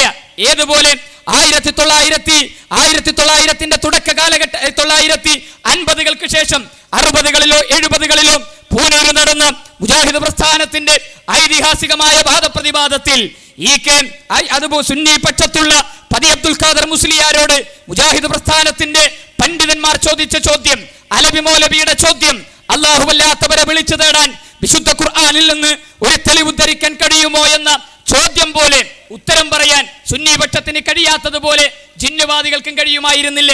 ഏതുവരെ? ഈ അടുത്ത സന്ദർഭം വരെ. ഇപ്പൊ ഖുർആനി നായത്തായി. ഏതായത്ത്? ജബ്ബാർ മൗലവി നാളിതുവരെ കാണാത്തായത്ത്, ഈ സക്കരിയ സ്വലാഹി നാളിതുവരെ കാണാത്തായത്ത്. ഇതിനെ ന്യായീകരിച്ച പണ്ഡിതന്മാർ 2007 മുതൽ 2013 വരെ കാണാത്ത വിശുദ്ധ ഖുർആനിലെ ഒരായത്ത് 2013 മാർച്ച് മാസം 11-ാം തീയതി കേരളത്തിന്റെ മണ്ണിലേക്ക് പൊട്ടി വീണു. എന്നിട്ടും ഇവിടെ സാജിദ് മൗലവി പറഞ്ഞത് എന്താ? ഇവിടെ ആർക്കൊരു വാദമില്ല, ഇവിടെ അങ്ങനത്തെ ഒരു വാദമില്ല, ആരോപണമാണ്. ആരോപണമാണെങ്കിൽ അതിന് ആയത്തുണ്ടാകുമോ? ഖുർആനിൽ ഒരാൾ ഇല്ലാത്ത വാദത്തിന് ആയത്തോതുമോ? ഇല്ലാത്ത ആയത്തിന് വിശദീകരണങ്ങൾ പറയുമോ? ഇല്ലാത്ത വാദത്തിന് തെളിവുകൾ പറയുമോ? ഈ വാദം നിങ്ങൾക്കില്ലെങ്കിൽ കേരള നദ്വത്തുൽ മുജാഹിദിന്റെ സംസ്ഥാന പ്രസിഡന്റ് ടി.പി. അബ്ദുൽ കോയ മദനി പറഞ്ഞല്ലോ, സംഘടനാപരമായ വിഷയങ്ങൾ, വ്യക്തിപരമായ കാര്യങ്ങൾ ഈ സംഘടനയുടെ നേതൃത്വത്തിൽ നിന്ന് ആർക്കെങ്കിലും അനിഷ്ടകരമായ എന്തെങ്കിലും സംഭവിച്ചിട്ടുണ്ടെങ്കിൽ മുജാഹിദ് പ്രസ്ഥാനത്തിന്റെ വാതിലുകൾ അവർക്ക് മുന്നിൽ ചർച്ചയ്ക്ക് വേണ്ടി തുറന്നിടാൻ മുജാഹിദുകൾ തയ്യാറാണ് എന്ന് ടി.പി. അബ്ദുൽ കോയ മദനി പ്രഖ്യാപിച്ചല്ലോ. അത് സമ്മേളനങ്ങളിൽ ഈ അടുത്ത സന്ദർഭത്തിൽ വരെ ആ വിഷയം ശക്തമായി ടി.പി. പറഞ്ഞു. അവർക്ക് തിരിച്ചു വരാം, അവർക്ക് വേണ്ടി ചർച്ചകൾക്ക് വേണ്ടി വാതിലുകൾ മുജാഹിദ് പ്രസ്ഥാനം തുറന്നിടാൻ തയ്യാറാണ്. പക്ഷേ ഇങ്ങനെ സംഘടനാപരമായിരുന്നു വിഷയമെങ്കിൽ ജിന്നിനോട് സഹായം തേടുന്നത് ശിർക്കല്ല എന്ന വാദം എന്തിനാണ് ഇവർ പറഞ്ഞത്? അതിന് തെളിവെന്താണ് പറഞ്ഞത്? ഒരു തെളിവില്ല, ഒരു പ്രമാണവുമില്ല. ഈ പ്രമാണവും തെളിവുമില്ലാത്ത വിഷയത്തിൽ മുജാഹിദ് പ്രസ്ഥാനം വളരെ കൃത്യമായൊരു തീരുമാനം പറഞ്ഞു. മുജാഹിദ് പ്രസ്ഥാനത്തിന്റെ പണ്ഡിത സഭ കേരള ജംഇയ്യത്തുൽ ഉലമ വളരെ കൃത്യമായൊരു തീരുമാനം പറഞ്ഞു. ആ തീരുമാനം എന്താ? ആ തീരുമാനം ജിന്നിനോട് പ്രാർത്ഥിക്കുന്നതും രക്ഷ തേടുന്നതും സഹായം തേടുന്നതും ശിർക്കും ഹറാമുമാണെന്ന് ഖുർആനും തിരുസുന്നത്തും വ്യക്തമാക്കിയിട്ടുണ്ട്. മനുഷ്യനെ സംബന്ധിച്ചിടത്തോളം അഭൗതികവും അദൃശ്യവുമായ ജിന്നിനോട് അവയുടെ കഴിവിൽപ്പെട്ടതോ അല്ലാത്തതോ ആയ സഹായം ചോദിക്കുന്നത് ശിർക്കും ഹറാമുമാണ്. ജിന്നുകളോട് ഭൗതികമായോ അഭൗതികമായോ സഹായം തേടുന്നത് ശിർക്കും ഹറാമുമാണ് എന്ന് കേരള ജംഇയ്യത്തുൽ ഉലമ ഒരു തീരുമാനമെടുത്തു. ഈ തീരുമാനം മുജാഹിദ് സെന്ററിലെ ജംഇയ്യത്തുൽ ഉലമയുടെ ഓഫീസിലോ കേരള നേതൃത്വത്തിൽ മുജാഹിദിന്റെ ഓഫീസിലോ ഇരുന്ന് അവരിങ്ങനെ ചർച്ച ചെയ്തെടുത്തൊരു തീരുമാനമായിരുന്നെങ്കിൽ ഇത് അംഗീകരിക്കേണ്ട ബാധ്യത നമുക്കുണ്ടായിരുന്നില്ല. ഇത് അംഗീകരിക്കേണ്ട ഒരു ബാധ്യതയും മുജാഹിദുകൾക്കില്ല. പക്ഷേ ഈ തീരുമാനത്തിന് തെളിവായി വിശുദ്ധ ഖുർആനിൽ നിന്നും നബി സല്ലല്ലാഹു അലൈഹി വസല്ലമയുടെ ഹദീസിൽ നിന്നും പ്രമാണം ഉദ്ധരിച്ചു എന്ന് മാത്രമല്ല, ഖുർആനും ഹദീസും തെളിവായിട്ട് ഉദ്ധരിച്ച് ലോക പ്രശസ്തരായ സലഫി സമൂഹം ഈ വിഷയത്തിൽ എടുത്ത നിലപാടുകൾ ഈ പ്രബന്ധത്തിൽ ഈ ഒരു ഫത്വയിൽ ജംഇയ്യത്തുൽ ഉലമ എടുത്തു കൊടുക്കുകയും ചെയ്തു. ഇനി ഇതിനെതിരെ, ഈ തീരുമാനത്തിനെതിരെ ആർക്കെങ്കിലും ഒരു അഭിപ്രായമുണ്ടെങ്കിൽ അവർക്ക് അഭിപ്രായം പറയാം. ഇന്നായത്തിന്റെ അടിസ്ഥാനത്തിൽ ജംഇയ്യത്തുൽ ഉലമ എടുത്ത തീരുമാനം തെറ്റാണ്, ഇന്ന ഹദീസിന്റെ അടിസ്ഥാനത്തിൽ ജംഇയ്യത്തുൽ ഉലമ എടുത്ത തീരുമാനം തെറ്റാണ് എന്ന് പറയുകയല്ലാതെ ആക്ഷേപങ്ങളും ആരോപണങ്ങളുമായിട്ടാണ് ഇവിടെ നടന്നുകൊണ്ടിരിക്കുന്നത്. ഈ വിഷയത്തിലൊരു പ്രമാണം, ഈ വിഷയത്തിലൊരു തെളിവ്, അതാണ് മുജാഹിദ് പ്രസ്ഥാനത്തിന് ആവശ്യം. അതായിരുന്നു ഇവിടെ വിശദീകരിക്കേണ്ടത്. ആകെ ഇവിടെ സമർത്ഥിക്കാൻ ശ്രമിച്ചത് എന്താ? മുജാഹിദ് പ്രസ്ഥാനത്തിന്റെ തൗഹീദ് കേരള നേതൃത്വത്തിൽ മുജാഹിദീന്റെ ഇന്നത്തെ നേതൃത്വം മാറ്റി എന്ന ഒരു വലിയ ശക്തമായ ഒരു ആരോപണം. യഥാർത്ഥത്തിൽ എന്താണ് മുജാഹിദ് പ്രസ്ഥാനം ഈ സമൂഹത്തോട് പഠിപ്പിച്ചത്? മുജാഹിദ് പ്രസ്ഥാനം പ്രാർത്ഥനയുടെ നിർവചനം മാറ്റി എന്നല്ലേ ആരോപിച്ചത്? എന്താണ് മുജാഹിദ് പ്രസ്ഥാനം പ്രാർത്ഥനയുടെ നിർവചനമായി പഠിപ്പിച്ചത്? ഈ അപേക്ഷ ഉണ്ടല്ലോ, ഈ അപേക്ഷ അള്ളാഹുവിന്റെ മുമ്പിൽ സമർപ്പിക്കാൻ എന്താ മാർഗം? കത്തയക്കാൻ കഴിയൂല. അള്ളാഹുവിന്റെ മേൽവിലാസത്തിലോ കത്തയക്കാൻ പറ്റൂല, ഫോൺ ചെയ്യാൻ പറ്റൂല, ടെക്സ്റ്റ് അടിക്കാനും പറ്റൂല, ഫാക്സും പറ്റൂല, ഒന്നും നടക്കൂല. പിന്നെ എന്താ പണി? നോക്കിയിട്ട് കാണുന്നില്ല. ഭൗതികമായ ദൃശ്യമായ മാർഗം ഇല്ല എങ്കിലും നമ്മൾ മനസ്സിൽ കരുതിയത് പോലും അവ അറിയുകയും വേണ്ടത് ചെയ്യുകയും ചെയ്യുന്ന സ്വഭാവക്കാരനാണ് അള്ളാഹു. ആ നിലക്ക് അപേക്ഷ എന്ന് പറയില്ലേ. അപ്പോൾ ഈ അപേക്ഷ സമർപ്പിക്കാൻ ദൃശ്യവും ഭൗതികവുമായ മാർഗമില്ല, അഭൗതികവും അദൃശ്യവുമാണ്. അതുകൊണ്ട് ആ അപേക്ഷ സ്വീകരിച്ചിട്ട് ഇങ്ങോട്ട് അതിന് വേണ്ടത് ചെയ്തു തരിക എന്നുള്ളതിനും ഭൗതികമായ ദൃശ്യമായ മാർഗമില്ല. അതും അഭൗതികവും അദൃശ്യവും തന്നെയാണ്. അതാണ് പ്രാർത്ഥന. അദൃശ്യമായ മാർഗത്തിൽ സമർപ്പിക്കുകയും അദൃശ്യമായ മാർഗത്തിൽ കൈകാര്യം ചെയ്യപ്പെടുകയും ചെയ്യുന്ന അപേക്ഷ, അതാണ് പ്രാർത്ഥന. അപ്പോൾ ഈ അപേക്ഷ സമർപ്പിക്കാൻ ദൃശ്യവും ഭൗതികവുമായ മാർഗമില്ല, അഭൗതികവും അദൃശ്യവുമാണ്. അതുകൊണ്ട് ആ അപേക്ഷ സ്വീകരിച്ചിട്ട് ഇങ്ങോട്ട് അതിന് വേണ്ടത് ചെയ്തു തരിക എന്നുള്ളതിനും ഭൗതികമായ ദൃശ്യമായ മാർഗമില്ല. അതും അഭൗതികവും അദൃശ്യവും തന്നെയാണ്. അതാണ് പ്രാർത്ഥന. അദൃശ്യമായ മാർഗത്തിൽ സമർപ്പിക്കുകയും അദൃശ്യമായ മാർഗത്തിൽ കൈകാര്യം ചെയ്യപ്പെടുകയും ചെയ്യുന്ന അപേക്ഷ, അതാണ് പ്രാർത്ഥന. അത് അള്ളാഹുവിനോട് മാത്രമേ ആകാവൂ, വേറെ ആരോടും ആയിക്കൂടാ എന്നുള്ളതാണ് ഇവിടെ പറയുന്നത്. അതാണ് ആരാധന. ഇബാദ. വളരെ കാര്യമായി നിങ്ങളിത് പഠിച്ചോളി. ഇതാണ് ആരാധന. അപ്പോൾ അള്ളാഹുവിനെ രക്ഷിക്കണേ എന്ന് തേടിയാൽ അള്ളാഹുവിനെ ആരാധിച്ചു. ഗുരുവായൂരപ്പ രക്ഷിക്കണേ എന്ന് തേടിയാൽ അപ്പനെ ആരാധിച്ചു. മുഹീദ്ദീൻ ഷേഖെ രക്ഷിക്കണേ എന്ന് തേടിയാൽ ഷേഖിനെ ആരാധിച്ചു. അപ്പോൾ ഉമർ മൗലവി വളരെ കൃത്യമായി മുജാഹിദ് പ്രസ്ഥാനം ഉയർത്തിപ്പിടിച്ച ഈ തൗഹീദ് വ്യക്തമാക്കുകയുണ്ടായി. എന്താ? അദൃശ്യമായ രൂപത്തിൽ കൈകാര്യം ചെയ്യപ്പെടുകയും അദൃശ്യമായ രൂപത്തിൽ കൈകാര്യം ചെയ്യപ്പെടുകയും ചെയ്യുന്ന ഒന്നാണ് പ്രാർത്ഥന. അദൃശ്യമായ രൂപത്തിൽ സമർപ്പിക്കുകയും അദൃശ്യമായ രൂപത്തിൽ കൈകാര്യം ചെയ്യപ്പെടുകയും ചെയ്യുന്ന അപേക്ഷക്കാണ് പ്രാർത്ഥന എന്ന് പറയുന്നത്. വളരെ കൃത്യമായി ഉമർ മൗലവി ഈ സമൂഹത്തിനെ തൗഹീദ് പഠിപ്പിച്ചു. ഉമർ മൗലവിയെ പോലെ, KP പോലെ, അതുപോലെ തന്നെ ഇന്ന് ജീവിച്ചിരിക്കുന്ന AP അബ്ദുൽ ഖാദർ മൗലവി വരെ നീണ്ടുകിടക്കുന്ന മുജാഹിദ് പ്രസ്ഥാനത്തിന് തൗഹീദ് പറഞ്ഞു പഠിപ്പിച്ച ഇസ്ലാഹി പ്രസ്ഥാനത്തിന്റെ നേതാക്കന്മാർ ഏതൊരു ആദർശമായിരുന്നോ കേരളക്കരയ്ക്ക് പഠിപ്പിച്ചു കൊടുത്തത്, ആ ആദർശത്തിൽ നിന്ന് ഒരു മാറ്റവും മുജാഹിദ് പ്രസ്ഥാനത്തിനുണ്ടായിട്ടില്ല. ഇന്ന് അദൃശ്യമായ രൂപത്തിൽ നമ്മെ സഹായിക്കാൻ അള്ളാഹുവിന്റെ കൂടെ ഒരു ജിന്നുണ്ട് എന്ന ഒരു പുതിയ ചിന്ത.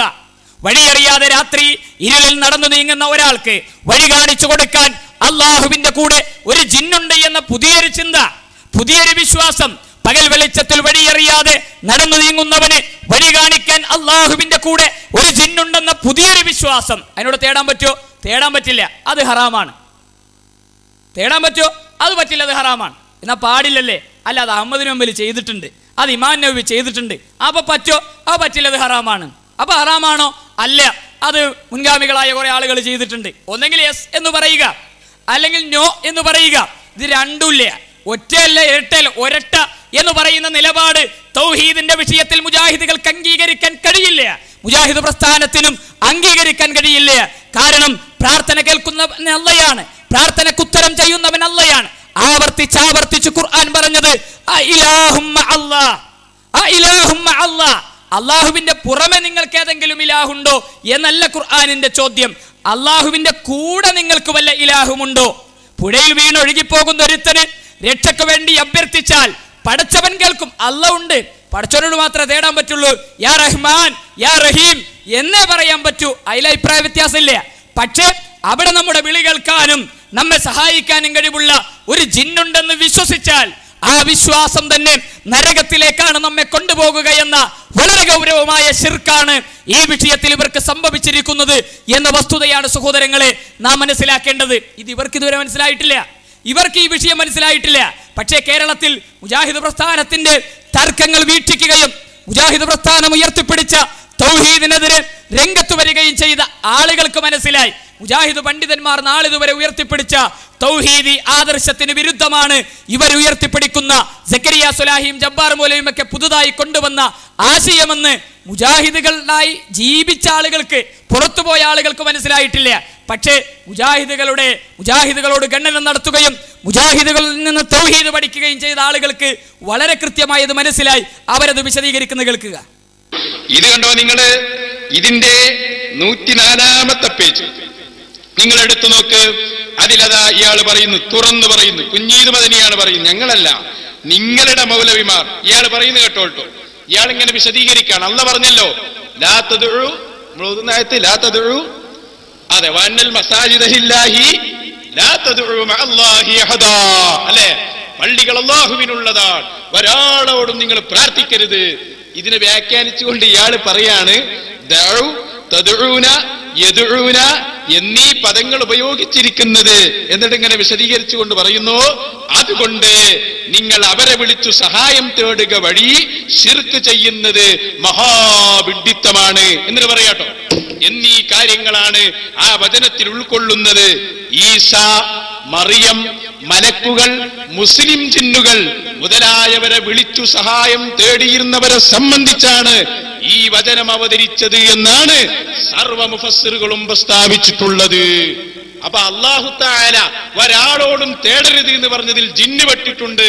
അപ്പൊ മുശ്രിക്കീങ്ങളെ എതിർത്തതിൽ ജിന്നിനോട് സഹായം തേടിയവരും ഉൾപ്പെടും എന്നാരാ പറഞ്ഞത്? കുഞ്ഞീദ് മദനി. ഇപ്പൊ എത്ര ആളായി?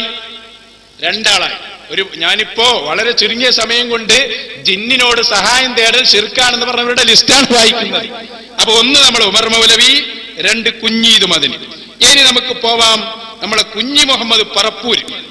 അയാളുടെ പുസ്തകമുണ്ട്, എന്താ, ഇസ്ലാമിക ഫത്വകൾ, കുഞ്ഞീദ് മദനി. ഇതിന്റെ 15-ാമത്തെ പേജിൽ നിന്ന് ഞാൻ വായിക്കുന്നു കേട്ടോ. യാഥാസ്ഥികർ നമ്മളെ കുറിച്ച് പറയാം. ശിർക്ക് അഥവാ ബഹുദൈവ ആരാധന ചെയ്യുന്നവരാണെങ്കിൽ, അതായത് ഒരു ചോദ്യമാണ് കുഞ്ഞി മുഹമ്മദ് പറപ്പൂരിനോട്, സുന്നികൾ മരിച്ചാൽ ഓരോ മയ്യത്ത് നിസ്കരിക്കാൻ പറ്റുമോ? സുന്നികൾ മരിച്ചാൽ അവരെ മയ്യത്ത് നിസ്കരിക്കാൻ പറ്റുമോ എന്ന് ചോദ്യം. അതിന് കുഞ്ഞീദ് മദനിന്റെ മറുപടി എന്താണെന്നറിയോ? അവർ ബഹുദൈവ ആരാധന ചെയ്യുന്നവരാണെങ്കിൽ, ഇൻ ബ്രാക്കറ്റ്, ഉദാഹരണമായി മരിച്ചവരോടും ജിന്ന്, മലക്കുകൾ എന്നിവരോടും സഹായാഭ്യർത്ഥന നടത്തുക തുടങ്ങിയവ അവരുടെ ജനാസയിൽ സംബന്ധിക്കുന്നതും അവർക്ക് വേണ്ടി മയ്യത്ത് നിസ്കരിക്കുന്നതും തെറ്റാണ്. അപ്പൊ എന്താണ് ബഹുദൈവാരാധകര് എന്ന് പറഞ്ഞിട്ട് അത് ആരാ ബഹുദൈവാരാധകര്? ആരുമല്ല, ജിന്നിനോടും മലക്കിനോടൊക്കെ സഹായം തേടുന്നവർ അവർ ബഹുദൈവാരാധകരാണ്. അവരോട് സഹായം തേടുന്നവരെ മയ്യത്ത് നിസ്കരിക്കാൻ പാടില്ല. അപ്പൊ ഇനിയിപ്പോ ജബ്ബാർ മൗലവിയൊക്കെ മരിച്ചാൽ ഇവൽക്കാർക്ക് നിസ്കരിക്കാൻ പറ്റൂല, കാരണം അയാൾ ശിർക്കല്ല എന്ന് പറയുന്ന ടീമാണ്. ഈ കുഞ്ഞീദ് മദനി പറയുന്നത്, അല്ല, കുഞ്ഞി മുഹമ്മദ് പറപ്പൂര് അദ്ദേഹത്തിന്റെ ഫത്വകൾ എന്ന പുസ്തകത്തിൽ പറയുന്നത് അത് പാടില്ല, അത് ബഹുദൈവാരാധനയാണ് എന്നാണ്. ഇനിയോ, അപ്പൊ 3 ഇനി KNM മലയാള പാഠപുസ്തകം സ്വഭാവ പാഠങ്ങൾ എന്ന മലയാള പാഠപുസ്തകത്തിന്റെ 15-ാമത്തെ പേജ്, അതിൽ പറയുന്നു, അജ്ഞാത ശക്തികളെ ആശ്രയിക്കുന്നത് കുഫറും ശിർക്കുമാണ്. അജ്ഞാത ശക്തി എന്ന് പറഞ്ഞാൽ എന്താ? നമ്മുടെ കണ്ണുകൊണ്ട് കാണാത്തത്, നമുക്ക് കാണാൻ പറ്റാത്ത വസ്തുക്കൾ, അതിനെ ആശ്രയിക്കുന്നത് കുഫറും ശിർക്കുമാണ്. എത്രയായി? നമ്മൾ പറഞ്ഞല്ലോ 4 ആയി. ഇനി കണ്ടോ, അബ്ദുൽ ഹഖ് സുല്ലമി, ഇതാ ഈ പുസ്തകം, ഇതാരാ? വിശ്വാസകാര്യങ്ങൾ. നമുക്ക് വ്യക്തമായി കാണാം. ഇതിന്റെ 298 പേജ്. ശരിക്ക് കൃത്യമായി ഞാൻ വായിച്ചു തരുന്നു. 298 പേജ്. ആ പേജിൽ എന്താ ഇയാൾ പറഞ്ഞത്? പ്രിയപ്പെട്ട സഹോദരന്മാരെ കേട്ടോളൂ. മനുഷ്യ കഴിവിന് അതീതമായ പ്രശ്നങ്ങളിൽ മറഞ്ഞ വഴിയിലൂടെ എന്നിട്ട് പറയാണ്, എങ്ങനെ സഹായം ലഭിക്കുന്നുവെന്നറിയാതെ ഏത് സഹായവും എത്തിക്കാൻ കഴിവുള്ളവൻ അല്ലാഹു മാത്രമാണ്. എങ്ങനെയാണ് നമ്മളെ സഹായിക്കുക എന്നറിയാതെയുള്ള സഹായം, ആ സഹായം തരാൻ കഴിവുള്ളവൻ ആര് മാത്രമാണ്? അല്ലാഹു മാത്രമാണ്. എന്നാൽ ഈ സത്യത്തിൽ നിന്ന് വളരെ അകലത്തിലാണ് ദൈവവിശ്വാസികൾ. പടച്ച റബ്ബിനെ ഒരു നോക്കുകുത്തിയായി നിർത്തി അവന്റെ സൃഷ്ടികളോട് സഹായം തേടുന്നു. മലക്കുകൾ, ജിന്നുകൾ, മരണപ്പെട്ടവർ, ജീവിച്ചിരിപ്പുള്ളവർ, വൃക്ഷങ്ങൾ, സർപ്പങ്ങൾ. ഈ സഹായ തേട്ടമാകുന്നു ആരാധന. അപ്പൊ എന്തായി? ജിന്നിനോട് സഹായം തേടൽ, ജിന്നെ എങ്ങനെ സഹായിക്കുമെന്ന് അറിയാത്തത് കൊണ്ട് ശിർക്കാണെന്ന് പറയുന്നത്. ഇതാരാ പുറത്തിറക്കിയത്? കേരള നദുവത്തുൽ മുജാഹിദീൻ പ്രസിദ്ധീകരണ വിഭാഗം, മുജാഹിദ് സെന്റർ, കോഴിക്കോട് 2. അപ്പൊ എന്തായി? അല്ലാഹുവിൽ ജിന്നിനോട് സഹായം തേടൽ ശിർക്കാണെന്ന് ആര് പറയുന്നു? നമ്മുടെ അബ്ദുൽ ഹഖ് സുല്ലമി പറയുന്നു. ഇനി നിങ്ങൾ നോക്ക്, അൽമനാർ, മുജാഹിദിന്റെ പത്രം. ഈ അൽമനാരിൽ എന്താ എഴുതിയത് ഞാൻ വായിച്ചു തരാം, കേട്ടോളൂ. മാത്രവുമല്ല, അയാൾ സഹായിക്കുന്നുണ്ടെങ്കിൽ തന്നെ അതെങ്ങനെയാണെന്ന് നമുക്കറിയുകയില്ല. ഈ സഹായം തരുമെന്ന് വിശ്വസിക്കുന്നവർ ചിലപ്പോൾ മരണപ്പെട്ടവരോ ജീവിച്ചിരിക്കുന്നവരോ ആകാം. പ്രവാചകന്മാരോ സ്വാലിഹികളോ മലക്കുകളോ ജിന്നുകളോ ആരുമാകാം. ആരായാലും ഈ വിധത്തിൽ അവരോട് സഹായം തേടുന്നത് ശിർക്കാകുന്നു. വ്യക്തമായി അൽമനാറിന്റെ ഡിസംബർ 2005 16 പേജ് നിങ്ങൾ എടുത്തു നോക്ക്. വ്യക്തമായി പറയുന്നു, ജിന്നിനോട് സഹായം തേടൽ ശിർക്കാകുന്നു. ഒരു തർക്കവും അതിലില്ല, ഒരു തർക്കവും അതിലില്ല. ഇനിയും കേട്ടോ നിങ്ങള്, ഇന്നത്തെ മുജാഹിദിന്റെ ജനറൽ സെക്രട്ടറി ആരാ? സാക്ഷാൽ AP അബ്ദുൽ ഖാദർ മൗലവി. AP അബ്ദുൽ ഖാദർ മൗലവി അയാൾ ഈ അടുത്ത് വിചിന്തനത്തിൽ ലേഖനമെഴുതി. ആ ലേഖനത്തിലുടനീളം അയാൾ പറയുന്നു കേട്ടോ, ഞാൻ കുറച്ചിങ്ങനെ വായിക്കാം. വിചിന്തനം 2009 മെയ് 1. അതിലെന്താ പറഞ്ഞത്? അള്ളാഹു ഒരു പട്ടാളക്കാരനായി വന്ന് അവരെ സഹായിക്കുമെന്നല്ല, അവർക്കറിയാത്ത മാർഗത്തിലൂടെ കാര്യകാരണ ബന്ധത്തിൽ പെടാത്ത തരത്തിൽ സഹായിക്കുമെന്നാണ് അവർ പ്രതീക്ഷിച്ചത്. അപ്പൊ അള്ളാഹുവിൽ നിന്നുള്ള സഹായം എങ്ങനെ സഹായിക്കും എന്നറിയാത്ത സഹായമാണെന്ന് വിചിന്തനത്തിൽ പറയുന്നു. അതുപോലെ ഭൗതിക വിഷയത്തിൽ അഭൗതികമായ സഹായം എന്നതാണ് മുജാഹിദുകളുടെ വാദത്തിന്റെ മർമ്മം. AP അബ്ദുൽ ഖാദർ മൗലവി പറയാം, അയാൾ അള്ളാഹുവെ രക്ഷിക്കണമേ എന്ന് പറഞ്ഞാൽ അവന്റെ പ്രതീക്ഷ തനിക്ക് മനസ്സിലാക്കാൻ കഴിയാത്ത രീതിയിലൂടെ അള്ളാഹു സഹായിക്കുമെന്നാണ്. ഇത് ഭൗതിക വിഷയത്തിൽ അഭൗതിക രീതിയിലൂടെയുള്ള സഹായമാണ്. അതിനാൽ ഇത് ആരാധനയാണ്. അത് വിചിന്തനം 2008 ആഗസ്റ്റ് മാസം. എന്ന് ഇനിയും പറയുന്നത് കേട്ടോളൂ. ജീവിച്ചിരിക്കുന്നവർ കാഴ്ചയുടെയും കേൾവിയുടെയും പരിധിയിലാണെങ്കിൽ ചോദ്യം ഭൗതികം അഥവാ കാര്യകാരണ ബന്ധത്തിൽപ്പെട്ടത്, പരിധിയിൽ പെടാത്തതാണെങ്കിൽ കാര്യകാരണ ബന്ധത്തിൽ പെടാത്തത്. അതും വിചിന്തനം 2009 മെയ് മാസത്തിൽ കാണാം. അപ്പൊ AP അബ്ദുൽ ഖാദർ മൗലവിയും പറയുന്നത് അങ്ങനെ തന്നെയാണ്. ഇങ്ങനെ തുടങ്ങി ഒരുപാട് ആളുകൾ, ഞാൻ ഇതിനി വിശദീകരിക്കുന്നില്ല, ഒരുപാട് പുസ്തകങ്ങൾ ഇനിയും വായിക്കാനുണ്ട്.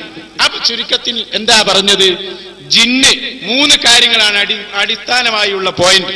ഒന്നാമത്തത്, ജിന്നിനെ നമുക്ക് കാണാൻ കഴിയൂല, ജിന്നെ എങ്ങനെ സഹായിക്കുന്നു നമുക്കറിയൂല. അതുകൊണ്ട് തന്നെ ജിന്നിനോടുള്ള സഹായം അഭൗതികമാണ്. അതുകൊണ്ട് ജിന്നിനോട് സഹായം തേടാൻ പാടില്ല. ആരൊക്കെയാ പറഞ്ഞത്? ഉമർ മൗലവി പറഞ്ഞു, കുഞ്ഞീദ് മദനി പറഞ്ഞു, അതുപോലെ AP അബ്ദുൽ ഖാദർ മൗലവി പറഞ്ഞു, അതുപോലെ മായിൻകുട്ടി സുല്ലമി പറഞ്ഞു. ഇങ്ങനെ മുജാഹിദ് പ്രസ്ഥാനത്തിന്റെ കഴിഞ്ഞുപോയ മുഴുവൻ പണ്ഡിതന്മാരുടെ നിലപാട്, ഇതൊരു പുതിയ 2012 പുറത്തു വന്ന ഒരു വിശദീകരണമല്ല. ആകെ ഇവിടെ സമർത്ഥിക്കാൻ ശ്രമിച്ചതിന്റെ ആകെത്തുക ജിന്നിനോട് സഹായം തേടുന്നത് ശിർക്കാണ് എന്ന വാദം പുതിയ വാദമാണ്. അല്ല, ഇതാര്? മുജാഹിദുകൾ മാത്രമല്ല, മുജാഹിദ് പ്രസ്ഥാനത്തിന്റെ പണ്ഡിതന്മാരെഴുതിയ തെളിവുകളും രേഖകളും മുഴുവൻ ഇത് വായിക്കാൻ സമയമില്ലാത്തത് കൊണ്ടാണ് ഞാൻ അദ്ദേഹത്തെ കൊണ്ട് ആ കാര്യം പറയിപ്പിച്ചത്. ഇത് മുഴുവൻ മുജാഹിദ് പ്രസ്ഥാനത്തിന്റെ കെ ഉമർ മൗലവി മുതൽ, അതുപോലെ തന്നെ കുഞ്ഞീദ് മദനി മുതൽ, അതുപോലെ തന്നെ എ.പി. അബ്ദുൽ ഖാദർ മൗലവി മുതൽ, അതുപോലെ തന്നെ ഈ അബ്ദുൽ ഹക്ക് സുല്ലമി ആമയൂർ മുതൽ, ഇങ്ങനെ ജീവിച്ചിരിക്കുന്നവരും മരിച്ചുപോയവരുമായ ഇസ്ലാഹി പ്രസ്ഥാനത്തിന്റെ മുഴുവൻ പണ്ഡിതന്മാരും ജിന്നുകളോട് സഹായം തേടുന്നത് ശിർക്കാണെന്ന് വിശ്വസിക്കുകയും ആ ശിർക്കാണ് എന്ന് ഖുർആനിന്റെയും സുന്നത്തിന്റെയും അടിസ്ഥാനത്തിൽ നിലപാട് സ്വീകരിക്കുകയും ചെയ്ത ആളുകളായിരുന്നുവെന്നാണ് ലോകത്ത് കഴിഞ്ഞുപോയ ഈ ഇസ്ലാഹി പ്രസ്ഥാനത്തിന്റെ ആശയങ്ങൾ മനസ്സിലാക്കിയവരും അതിന്റെ ശത്രുക്കളായവരും ഈ പ്രസ്ഥാനത്തിന്റെ പണ്ഡിതന്മാരിൽ നിന്ന് പഠിച്ചത്. അതാണ് യഥാർത്ഥത്തിലുള്ള തൗഹീദ്. അതിലാണ് നമ്മുടെ കഥാപുരുഷനായ ജബ്ബാർ മൗലവിയും സക്കരിയ സ്വലാഹിയും ഒക്കെ കത്തിവെച്ചത്. മനുഷ്യ കഴിവ് എവിടെ അവസാനിക്കുന്നുവോ, ഒരു പ്രയാസത്തിന്റെ ഘട്ടത്തിൽ എത്ര സുന്ദരമായിട്ടാണ് കുഞ്ഞീദ് മദനിയും ഉമർ മൗലവിയും എല്ലാം ഉദാഹരണങ്ങൾ വിശദീകരിച്ചത്. താമരശ്ശേരി ചുരത്തിന്റെ 6ാമത്തെ വളവിൽ നിന്ന് ബസ് ബ്രേക്ക് പൊട്ടി താഴെ വീഴുമ്പോൾ അവിടെ ആളുകൾ പ്രാർത്ഥിക്കുന്നു. ആരോടെല്ലാം? ഗുരുവായൂരപ്പ രക്ഷിക്കണേ. അവർ ഗുരുവായൂരപ്പനെ ആരാധിച്ചു. അതുപോലെ തന്നെ മറിയം ബീബിയെ രക്ഷിക്കണേ, മറിയം ബീബി ആരാധിച്ചു. മുഹീദ്ദീൻ ശൈഖ് രക്ഷിക്കണേ, മുഹീദ്ദീൻ ശൈഖിനെ ആരാധിച്ചു. അള്ളാഹുവെ രക്ഷിക്കണേ, അള്ളാഹുവിനെ ആരാധിച്ചു. അവിടെ ഒരാള്, അവിടെ ഒരു ജിന്നുണ്ടെന്ന് കരുതി ജിന്നെ രക്ഷിക്കണേ എന്ന് വിളിച്ചാലോ? ജിന്നെ ഇത് എന്ത് തൗഹീദ്? ഈ തൗഹീദ് ആരോട് പറയാൻ? ഈ തൗഹീദ് ആര് പഠിപ്പിച്ച തൗഹീദ്? ഇത് ജബ്ബാരിയൻ തൗഹീദ്. പി.എൻ. അബ്ദുൽ ലത്തീഫ് മദനിയുടെ പദപ്രയോഗം കടമെടുത്താൽ ഇത് ജബ്ബാരിയൻ തൗഹീദാണ് എന്ന് നാം മനസ്സിലാക്കേണ്ടതുണ്ട്. നമ്മുടെ തൗഹീദിനെ പൊളിക്കാൻ, നമ്മുടെ ഈമാനിനെയും വിശ്വാസത്തെയും ഉമർ മൗലവി മുതൽ ത്യാഗം ചെയ്ത് കേരളക്കരയിൽ തൗഹീദിന്റെ കോട്ടകൊത്തളങ്ങൾ പടുത്തുയർത്തിയ, തൗഹീദിന്റെ നായകന്മാർ പഠിപ്പിച്ച ആദർശ കോട്ടകളെ തകർക്കാൻ ഇറങ്ങിയ, ശിർക്കിന്റെ വാതായനങ്ങൾ ഈ സമൂഹത്തിലേക്ക് തുറന്നുവിടാൻ ഇറങ്ങിയ നവപൗരോഹിത്യത്തിന്റെ, നവഖുറാഫാത്തിന് നേതൃത്വം കൊടുക്കുന്ന നവപൗരോഹിത്യത്തിന്റെ പുതിയ ശിർക്കാണ് എന്ന്, ഈ വീക്ഷണമാണ് എന്ന് ഞാൻ നിങ്ങൾ മനസ്സിലാക്കണം.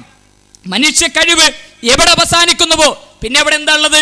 അവിടെ നമ്മുടെ പ്രാർത്ഥന കേൾക്കാൻ ഒരു ജിന്നുണ്ടോ? ഇല്ല. ആ വിശ്വാസം ശിർക്കാണ്. അള്ളാഹു മനുഷ്യന്റെ കഴിവ് അവസാനിക്കുന്നിടത്ത് പിന്നെയുള്ളത് അള്ളാഹുവേ.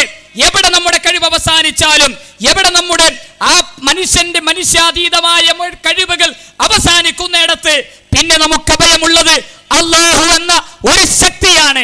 അവിടെ നമുക്കൊരു ജിന്നില്ല, അവിടെ നമുക്കൊരു മലക്കില്ല, അവിടെ നമുക്കൊരു മരിച്ചവരില്ല, അവിടെ നമുക്ക് അമ്പിയാക്കന്മാരും ഔലിയാക്കന്മാരുമില്ല. കല്ലുകളും കരടുകളും കാനിരക്കുറ്റിയും മുള്ളും മുരുക്കും മൂർക്കം പാമ്പും ഉൾപ്പെടെയുള്ള ഒരു ശക്തിയും നമുക്ക് അവിടെ ഇല്ല. അള്ളാഹു മാത്രമാണ് നമുക്കുള്ള ശക്തി. അതുകൊണ്ട് മുജാഹിദുകളെ സംബന്ധിച്ചിടത്തോളം അള്ളാഹു എന്ന് പറയുന്ന ഒരൊറ്റ ശക്തി, നമ്മുടെ കഴിവുകൾ അവസാനിക്കുന്ന ഒരു സ്ഥലത്ത് എവിടെ വെച്ചാണെങ്കിൽ, ഞാൻ നേരത്തെ പറഞ്ഞില്ലേ, നമ്മുടെ കഴിവുകൾ അങ്ങോട്ട് അവസാനിച്ചു കഴിഞ്ഞാൽ, അപ്പൊ നമ്മുടെ കഴിവുകൾ അവസാനിക്കുന്ന ഒരു സ്ഥലത്ത് പിന്നെ നമുക്കവിടെ അഭയം ചോദിക്കാൻ, നമ്മുടെ പ്രാർത്ഥന കേൾക്കാൻ, നമ്മുടെ വിളി കേൾക്കാൻ നമുക്കവിടെ ആരുമില്ല. അതുകൊണ്ട് മുജാഹിദുകളെ സംബന്ധിച്ചിടത്തോളം അള്ളാഹു എന്ന് പറയുന്ന ഒരൊറ്റ ശക്തി, നമ്മുടെ കഴിവുകൾ അവസാനിക്കുന്ന ഒരു സ്ഥലത്ത് എവിടെ വെച്ചാണെങ്കിൽ, ഞാൻ നേരത്തെ പറഞ്ഞില്ലേ, നമ്മുടെ കഴിവുകൾ അങ്ങോട്ട് അവസാനിച്ചു കഴിഞ്ഞാൽ, നമ്മുടെ കഴിവുകൾ അവസാനിക്കുന്ന ഒരു സ്ഥലത്ത് എവിടെ വെച്ചാണെങ്കിൽ, ഞാൻ നേരത്തെ പറഞ്ഞില്ലേ, നമ്മുടെ കഴിവുകൾ അങ്ങോട്ട് അവസാനിച്ചു കഴിഞ്ഞാൽ ഇനി നമുക്ക് വിളിക്കാവുന്ന, അവലംബിക്കാവുന്ന പവറുള്ള ഒരൊറ്റ ശക്തിയേ ഉള്ളൂ. അവിടെ മലക്കുമില്ല, ജിന്നുമില്ല, അമ്പിയാക്കളുമില്ല, ഔലിയാക്കളുമില്ല, ആരുമില്ല, അള്ളാഹു മാത്രം. അതാണ് വളരെ കൃത്യമായി ഇസ്ലാമിന്റെ വിശ്വാസം. ആ വിശ്വാസത്തിലൂടെയാണ് മുസ്ലിം പോകുന്നത്. മുജാഹിദ് പ്രസ്ഥാനത്തിന്റെ പണ്ഡിതന്മാരും ഇതിന്റെ രൂപീകരണ കാലം മുതൽ പോയിരുന്നത്. പക്ഷേ ഇന്ന് കുറച്ചാളുകൾക്ക് ആ വിശ്വാസത്തിൽ നിന്ന് മാറി ചിന്തിക്കേണ്ടി വന്നു. ആർക്കടക്കം? ഈ പ്രസംഗിച്ച ബഹുമാന്യനായ ഹുസൈൻ സലഫിക്കടക്കം ഇന്നത് പറയാൻ കഴിയില്ല. കഴിയുമോ എന്നത് പറയാൻ? മനുഷ്യ കഴിവുകൾ അവസാനിക്കുന്നിടത്ത് ജിന്നും മലക്കുമില്ല, അല്ലാഹുവല്ലാത്ത ഒരു ശക്തിയുമില്ലെന്ന് പറയാൻ ഹുസൈൻ സലഫിക്ക് ഇന്ന് സാധിക്കുമോ? സാധിക്കില്ല. കാരണം അദ്ദേഹം ഇന്ന് കയറിയ വണ്ടി ഈ ജിന്നും വണ്ടിയാണ് എന്ന് നമ്മൾ മനസ്സിലാക്കണം. എന്താ അതിന്റെ പ്രത്യേകത? ആ ജിന്നും വണ്ടിന്റെ പ്രത്യേകത, പുഴയിൽ ഇങ്ങനെ ഒഴുകിപ്പോകുന്ന മനുഷ്യന് അവന്റെ കഴിവുകൾ അവസാനിച്ചാൽ പിന്നെ അവൻ അള്ളാഹുവിന്റെ കൂടെ വിളിക്കാൻ ഒരു ജിന്നുണ്ടെന്ന് വിശ്വസിക്കുന്നവരാണ്. പക്ഷെ ആ ജിന്നിനെ വിളിക്കാൻ പറ്റുമോ? അത് പറ്റില്ല, അത് ഹറാമാണ്. ഞാൻ വിളിക്കാതിരുന്നുകൂടെ? അല്ല, അഹമ്മദ് മുമ്പിൽ വിളിച്ചിട്ടുണ്ട്. ഇങ്ങനെ ജനങ്ങളെ, ആളുകളുടെ വിശ്വാസത്തെ ആശയക്കുഴപ്പത്തിലാക്കി അവരുടെ തൗഹീദ് പൊളിക്കാൻ ഈ തൗഹീദ് പൊളിച്ചു. 2012 2007 ജബ്ബാർ മൗലവി ഇതെഴുതി തൗഹീദിന് പൊളിക്കാൻ തുടക്കം കുറിച്ചു. എങ്ങനെ? ഒരു ഇബിലീസ് തേൻ തൊട്ടതുപോലെ എന്ന് നാട്ടിൽ നമ്മൾ ഉദാഹരണം പറയും. തേൻ തൊട്ടതുപോലെ ഒരു ഉദാഹരണം. അവിടെ ഒരു പാത്രക്കടയിൽ ഒരു തേൻ ഒരാൾ തൊട്ടു. ആ തേൻ കുടിക്കാൻ ഒരു പ്രാണി വന്നു. പ്രാണിനെ പിടിക്കാൻ ഒരു പല്ലി വന്നു. പല്ലിനെ പിടിക്കാൻ ഒരു എലി വന്നു. എലിനെ പിടിക്കാൻ ഒരു പൂച്ച കയറി. പൂച്ചനെ പിടിക്കാൻ ഒരു നായ കയറി. ഇങ്ങനെ കുറച്ചു നേരം കഴിഞ്ഞാൽ ആ തേൻ തൊട്ട് പോയ ആള് ഒന്നും ചെയ്തിട്ടില്ല, പക്ഷെ അവിടെ ആകെ തകർന്ന് തരിപ്പണമാകും. ഇതുപോലെ ജബ്ബാർ മൗലവി ചെയ്തത് എന്താ? ഞാൻ തേടാന്ന് പറഞ്ഞിട്ടില്ല, തേടാമെന്ന് പറഞ്ഞിട്ടില്ല, തേടേണ്ടതാണെന്ന് പറഞ്ഞിട്ടില്ല, ഒന്നും പറഞ്ഞിട്ടില്ല. ഞാൻ എന്താ പറഞ്ഞത്? ഇത് ശിർക്കല്ല, ഇത്ര ഞാൻ പറഞ്ഞുള്ളൂ. അപ്പൊ മൂപ്പര് തേൻ തൊട്ടു. അപ്പൊ സക്കരിയ സ്വലാഹി എന്ന ഒരു പ്രാണി അവിടെ എത്തിയ മൂപ്പരെന്താ പറഞ്ഞത്? അതിപ്പോ പുഴയിൽ കൂടി ഒഴുകിപ്പോകുന്ന ഒരാൾക്കാരുടെ കഴിവൊക്കെ നഷ്ടപ്പെട്ട പിന്നെ കരയിൽ ഒരു ജിന്നുണ്ടെന്ന് വിചാരിച്ച് വിളിച്ചാൽ ശിർക്കല്ല. അപ്പൊ ആ പല്ലിനെ പിടിക്കാൻ ഒരു ഈ എലി വന്ന് ആ എലി എന്താ പറഞ്ഞ ചൂണ്ടയിടാൻ പോകുമ്പോൾ ഒരു ജിന്നു കൂട്ടുകാരനിട്ട് പോയാൽ അവിടെ ശിർക്കല്ല. അവിടെ നിന്ന് പോയി ആ എലിനെ പിടിക്കാൻ ഒരു പൂച്ച എത്തി. പൂച്ച എന്താ പറഞ്ഞത്? ഒരു പ്രശ്നവും ഇല്ല. ഇവിടെ മുസ്ലിം ജിന്നിനോട് സഹായതേട്ടം അസലിയായിട്ട് ശിർക്കുമല്ല, ഹറാമുമല്ല, വസീലത്തെ ശിർക്കുമല്ല. എന്താ ഇപ്പൊ അവസാനത്തെ വാദം? സക്കരിയ സ്വലാഹിക്ക് ജിന്നുകളോട് തേടാമെന്ന വാദമുണ്ടോ? ഉണ്ട് എന്ന് ഞങ്ങൾ പറയും. അത് വെറുതെ പറയുന്നതല്ല. മുജാഹിദ് പ്രസ്ഥാനം 1-ാം തീയതി മുതൽ പറഞ്ഞതാ. പക്ഷേ ഇന്നവരത് ശക്തമായി ആ തെളിവുകൾ കൂടി സമൂഹത്തിന് പുറത്തേക്ക് ഇട്ടു. അദ്ദേഹത്തിന്റെ സുഹൃത്തായിരുന്ന റഷീദ് എന്ന് പറയുന്ന ഒരു വ്യക്തിയോട് അദ്ദേഹം നടത്തിയ സംസാരം, അതിലെന്താ പറഞ്ഞത്? റഷീദെ, മുസ്ലിം ജിന്നിനോടുള്ള സഹായതേട്ടം അസലിൽ ഹറാമല്ല, അടിസ്ഥാനപരമായി ഹറാമുമല്ല, വസീലത്ത് ശിർക്കുമല്ല. മറിച്ച് എന്താ പിന്നെ ഹറാമാണെന്ന് പറയാനുള്ള കാരണം എന്താ? നമ്മളിപ്പോൾ മുസ്ലിം ജിന്നിനോട് സഹായം തേടിയാൽ അത് മുസ്ലിം ജിന്നാണോ വന്ന് സഹായിക്കുന്നത് എന്ന് നമുക്കറിയില്ല. കാഫിർ ജിന്ന് മുസ്ലിമിന്റെ കോലത്തിൽ വന്ന് നമ്മളെ സഹായിക്കും. അങ്ങനെ നമ്മൾ ശിർക്കിലേക്ക്, അതുകൊണ്ടാണ് ഇത് ഹറാമെന്ന് പറയുന്നത്. അതല്ലാതെ ജിന്നുകളോടുള്ള സഹായതേട്ടം അടിസ്ഥാനപരമായി ഹറാമല്ല. ഇതിവരുടെ വിശ്വാസമാണ്, ഇവരുടെ അടിസ്ഥാനപരമായ അഖീദ. അതുകൊണ്ടല്ലേ ജബ്ബാർ മൗലവി ജംഇയ്യത്തുൽ ഉലമയുടെ മീറ്റിംഗ് കഴിഞ്ഞ് പുറത്തിറങ്ങി പോകുമ്പോൾ യാ ഇബാദല്ലാഹ് അഈനൂനി, യാ ഇബാദല്ലാഹ് അഈനൂനി എന്ന് വിളിച്ചു പറഞ്ഞുകൊണ്ട് ജംഇയ്യത്തുൽ ഉലമയുടെ വേദിയിൽ നിന്ന് പുറത്തിറങ്ങിയത്. ഇവർ പറയട്ടെ, ഇവർക്ക് വാദമില്ലെങ്കിൽ സക്കരിയ സ്വലാഹി പറയട്ടെ. പക്ഷേ ഇവർക്ക് പറയാൻ കഴിയില്ല. ഞങ്ങൾക്ക് വാദമില്ല, പക്ഷെ ഖുർആനിൽ തെളിവുണ്ട്. ഞങ്ങൾക്ക് വാദമില്ല, പണ്ഡിതന്മാരൊക്കെ ചെയ്തിട്ടുണ്ട്. ഞങ്ങൾക്ക് വാദമില്ല, ഒരു ദുർബല ഹദീസ് ഉണ്ട്. ഞങ്ങൾക്ക് വാദമില്ല, ഇസ്ലാഹി പ്രസ്ഥാനത്തിന്റെ അനസ് മൗലവി ഒക്കെ മുമ്പ് പറഞ്ഞിട്ടുണ്ട്. വാദമില്ലെങ്കിൽ നിങ്ങൾ എന്തിനാ ഈ വിശദീകരണം വെക്കുന്നത്? സംഘടനാപരമായ പ്രശ്നമാണെങ്കിൽ ഈ സംഘടനയുടെ നേതൃത്വം അതിന്റെ വാതിലുകൾ തുറന്നു തന്നിട്ടുണ്ട്. അവർ വരട്ടെ, അവർ ചർച്ച ചെയ്യട്ടെ. ഇവിടെ കുറെ കുട്ടി നേതാക്കന്മാരെന്താ പറയുന്നത്? ഇതൊക്കെ അബ്ദുറഹ്മാൻ സലഫിയും അതുപോലെ കുറച്ച് ആൾക്കാർ സംഘടന പിടിച്ചെടുക്കാനുള്ള ഗൂഢശ്രമ. എന്നാ ഒരു പുതിയൊരു സംഘടന ഉണ്ടാക്കട്ടെ. അവർ പുതിയൊരു സംഘടന ഉണ്ടാക്കുകയല്ലേ വേണ്ടത്? ജബ്ബാർ മൗലവിയും സക്കരിയ മൗലവിയൊക്കെ പറഞ്ഞ ഈ പിഴച്ച ശിർക്കൻ വാദത്തിന് കുടപിടിക്കാനും ചൂട്ടുപിടിക്കാനും ഈ കുട്ടി നേതാക്കന്മാരെ കടന്നു പോകാൻ പ്രേരിപ്പിച്ച സംഗതികൾ എന്താ? എന്താ CP സലീമൊക്കെ പറയാ? ഇതൊക്കെ ആരോപണമാണ്. നമുക്കറിയാം ഇത് ആരോപണമാണെന്ന്. അതുകൊണ്ട് തന്നെയാണ് ഇങ്ങനെ സമ്മേളനത്തിന് മുമ്പ് പ്രസംഗിച്ച ഹുസൈൻ സലഫിക്ക് ഒറ്റ രാത്രി കൊണ്ട് ഇതൊക്കെ കണ്ട് തകിടം മറിഞ്ഞത്. അത് ആരോ പണം തന്നെയാണ് എന്ന് ഉറച്ചു വിശ്വസിക്കുന്നവരാ മുജാഹിദുകൾ, അതിലൊരു സംശയമില്ല. അപ്പൊ ഇത് ജനങ്ങൾക്കിടയിൽ പുകമറയിടാൻ, ജനങ്ങൾക്കിടയിൽ ആശയക്കുഴപ്പമുണ്ടാക്കാൻ ഈ തൗഹീദാണ് ഈ ജിന്നുവാദികൾ പൊളിച്ചത്. ഈ മുജാഹിദുകൾ പറഞ്ഞ ഈ തൗഹീദ് അത് വിശദീകരിക്കാൻ ചെയ്ത പണി കേൾക്കണോ നിങ്ങൾക്ക്? മനുഷ്യ കഴിവിനപ്പുറത്തുള്ള എന്നേടത്തുനിന്ന് അയാൾ മനുഷ്യൻ എന്നത് വെട്ടി. പുരോഹിതൻ ദീനുണ്ടാക്കാട്ടോ, മനുഷ്യൻ എന്നത് വെട്ടിയിട്ട് അയാൾ അവിടെ എഴുതി കൊടുത്തു. സൃഷ്ടികളുടെ കഴിവിനപ്പുറത്തുള്ളത് ചോദിക്കലാണ് പ്രാർത്ഥന. അത് തെറ്റാണ്. സൃഷ്ടികളുടെ കൈ പറഞ്ഞിട്ട് തട്ടിപ്പൊക്കെ മനസ്സിലായോ? ആനാരാണ്? സൃഷ്ടിയാണ്. പോലീസ് നായയും സൃഷ്ടിയാണ്. അപ്പൊ ആ രണ്ടും ശിർക്കാവൂല. ആനയും പോലീസ് നായയും മാത്രമല്ല, പിന്നെയോ ജിന്ന് സൃഷ്ടിയാണ്, മലക്ക് സൃഷ്ടിയാണ്. അപ്പോൾ അവരുടെ കഴിവിൽപ്പെട്ട കാര്യം നേടിയാൽ അത് പ്രാർത്ഥനയല്ല, അത് ശിർക്കല്ല. അതാണ് തൗഹീദ് 2012. അതാണ് മാറ്റം സംഭവിച്ചത്. അതാ ഞാൻ കേൾപ്പിക്കുന്നത്. സാക്ഷാൽ സക്കരിയ സ്വലാഹിനെ കൊണ്ടുവരൂ. ഈ ഊർക്കടവിൽ വെച്ച് ഞാനത് പറയിപ്പിക്കട്ടെ സഹോദരന്മാരെ. ഒരാളതാ നമ്മുടെ ഊർക്കടവ് പാലത്തിന്റെ മുകളിൽ നിന്ന് പുഴയിലേക്ക് ചാടുന്നു. അയാൾക്ക് നീന്താനറിയുന്നില്ല. അയാൾ കാലിട്ടടിക്കുകയാണ്. അയാൾക്ക് രക്ഷയില്ലെന്ന് ഉറപ്പായി. ആ സമയത്ത് അയാൾ വിളിക്കുകയാണ്, മുഹിയുദ്ദീൻ ശൈഖേ എന്നെ രക്ഷിക്കണേ.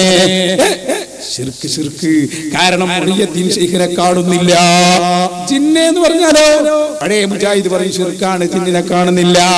മലക്ക് എന്ന് പറഞ്ഞാലോ ശിർക്കാണ്, കാണുന്നില്ല. ആദർശ മാർഗത്തിലൂടെയുള്ള സഹായം അല്ലാഹുവിൽ നിന്ന് മാത്രം.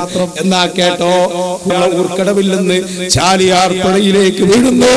അയാൾ കാലിട്ടടിക്കുമ്പോൾ അയാൾ ചിന്തിക്കുകയാണ്, ഇത് വലിയ പുഴയാണല്ലോ, ഇവിടെ ജിന്നുകൾ ഉണ്ടാകാൻ സാധ്യതയുണ്ട്. അതുകൊണ്ട് ജിന്നെ എന്നെ ഒന്ന് പൊക്കിയെടുത്ത് കൊണ്ടുപോകണേ എന്ന് പറഞ്ഞാൽ, പക്ഷെ ഒരു ശർത്തം കേട്ടോ, റേഞ്ചിലുള്ള ജിന്നാകണം. അപ്പുറത്ത് പറ്റൂല. നമ്മൾ അതുപോലെ തന്നെ പറയാൻ, റേഞ്ചിലുള്ള ജിന്നാണെങ്കിൽ അത് ശിർക്കല്ല, ശിർക്കല്ല. അൽഹംദുലില്ലാഹ്.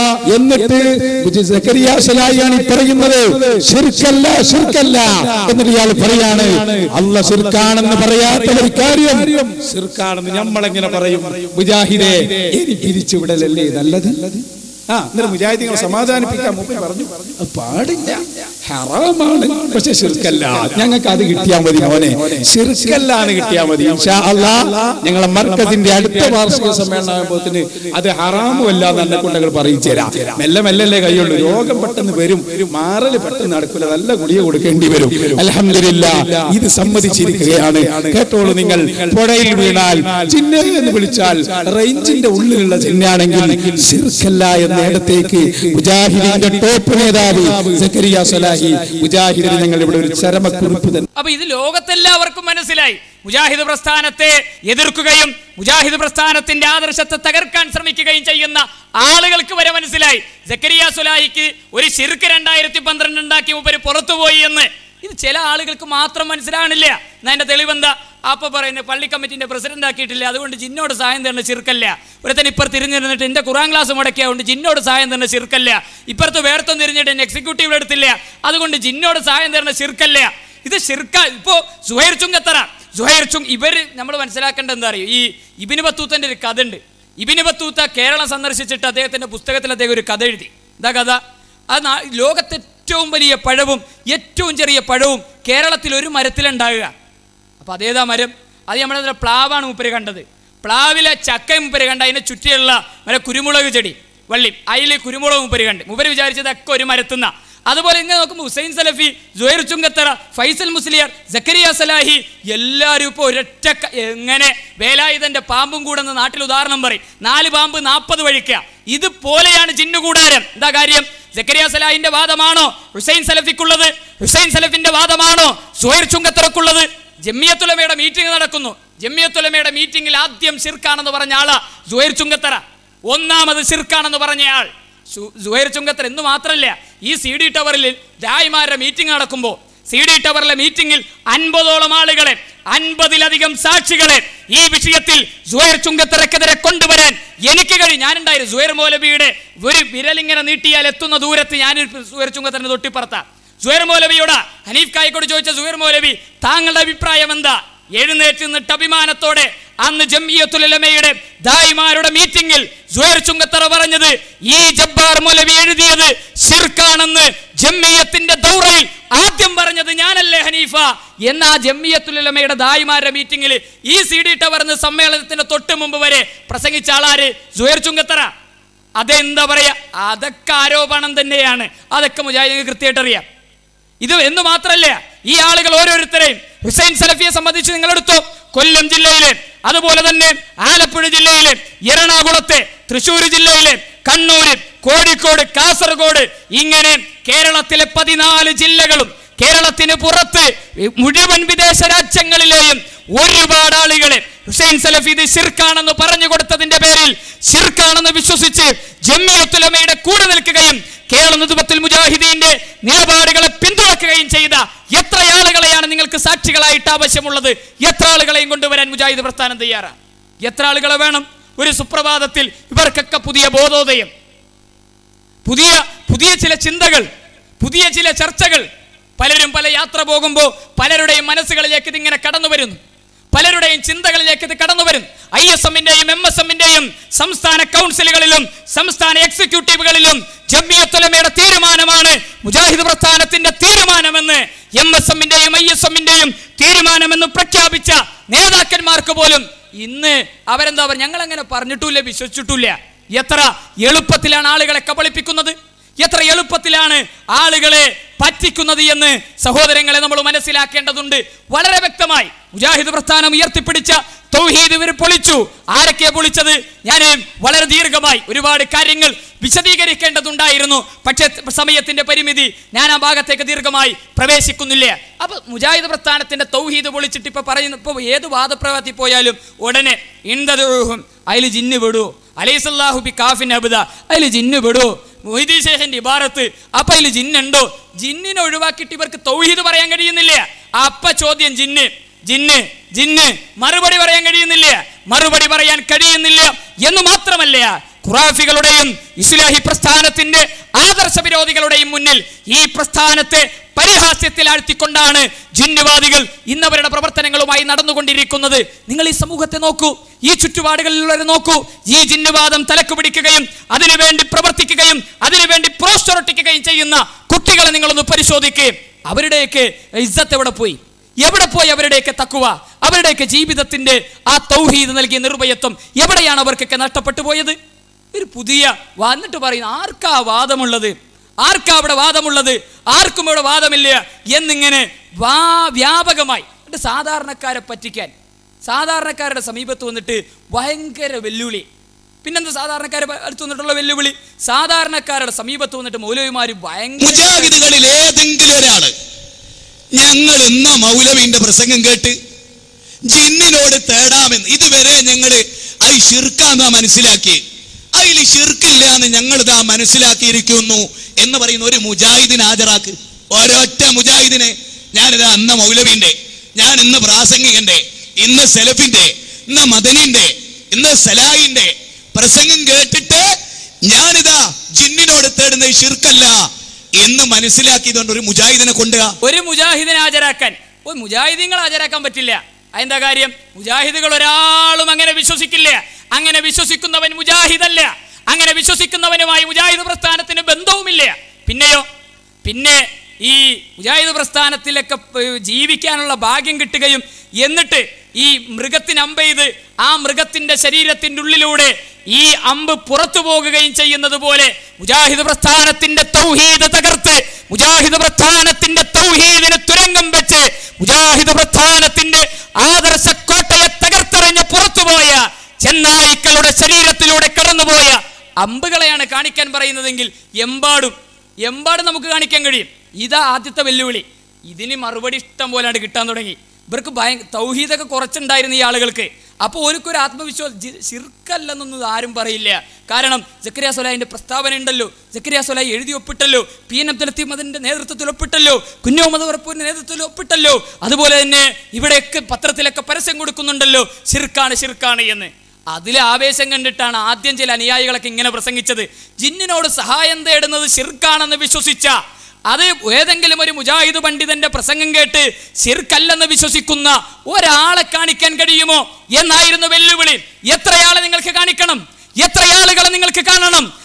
കേരളത്തിന്റെ മണ്ണിൽ തൗഹീദ് നെഞ്ചിലേറ്റിയ 10,000-കണക്കിന് മുജാഹിദുകളുടെ ആദർശത്തെ, ഇത്ര വൃത്തികെട്ട ആദർശം അവരുടെ ഹൃദയങ്ങളിലേക്ക് കടത്തിവിട്ടു.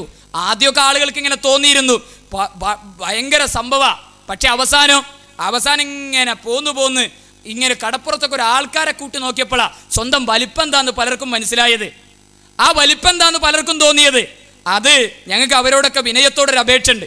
മുജാഹിദ് പ്രസ്ഥാനത്തെ വെല്ലുവിളിച്ച് ഇടയ്ക്കിടയ്ക്കൊരു സമ്മേളനം കടപ്പുറത്തും പരിസര പ്രദേശങ്ങളിലൊക്കെ ഒന്ന് സംഘടിപ്പിക്കണം. ഇതിനാ നിങ്ങളെയൊക്കെ വിളിക്കുമ്പോൾ എത്ര കരിയിടണമെന്ന് ഞങ്ങൾക്ക് ആ എണ്ണൊന്ന് കിട്ടും. അത്രയുള്ളു. കടപ്പുറത്തിന്റെ ചരിത്രത്തിൽ കസേരയിട്ട് ഒരു സംസ്ഥാന സമ്മേളനം സംഘടിപ്പിച്ചത് ലോകത്താര.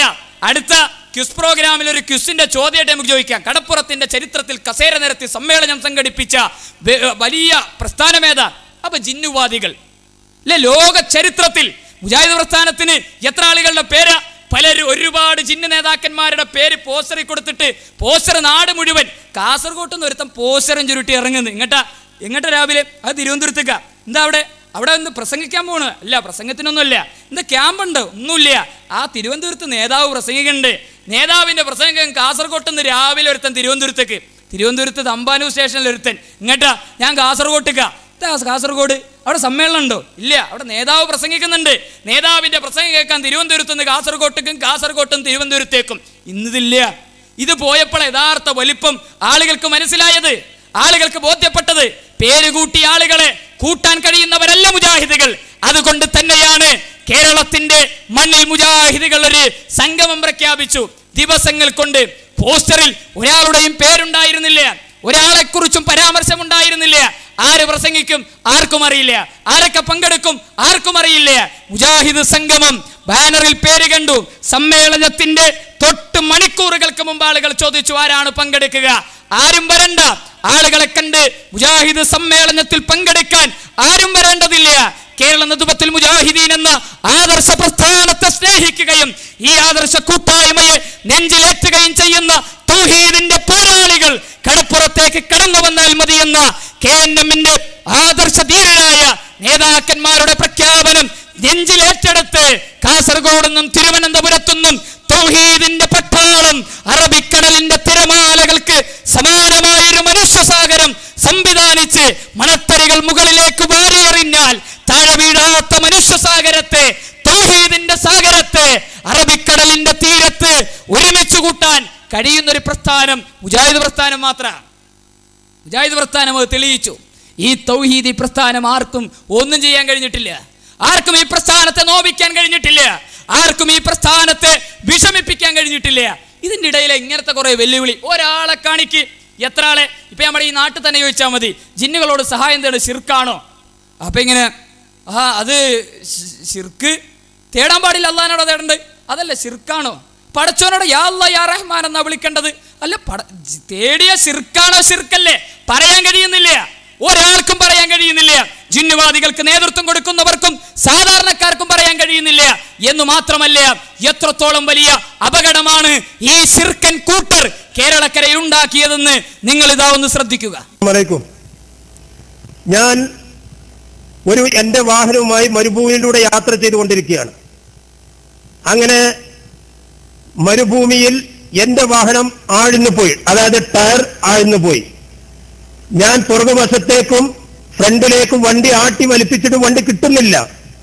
ആ സന്ദർഭത്തിൽ ഞാൻ അള്ളാഹുവിനോട് ദുആ ചെയ്തു, അള്ളാഹുവേ നിന്റെ അനുഗ്രഹം കൊണ്ട് ഈ വാഹനം രക്ഷപ്പെടുത്തിക്കൊണ്ട് എന്നെ സഹായിക്കണമെന്ന്. അത് തീർച്ചയായിട്ടും പ്രാർത്ഥനയാണ്.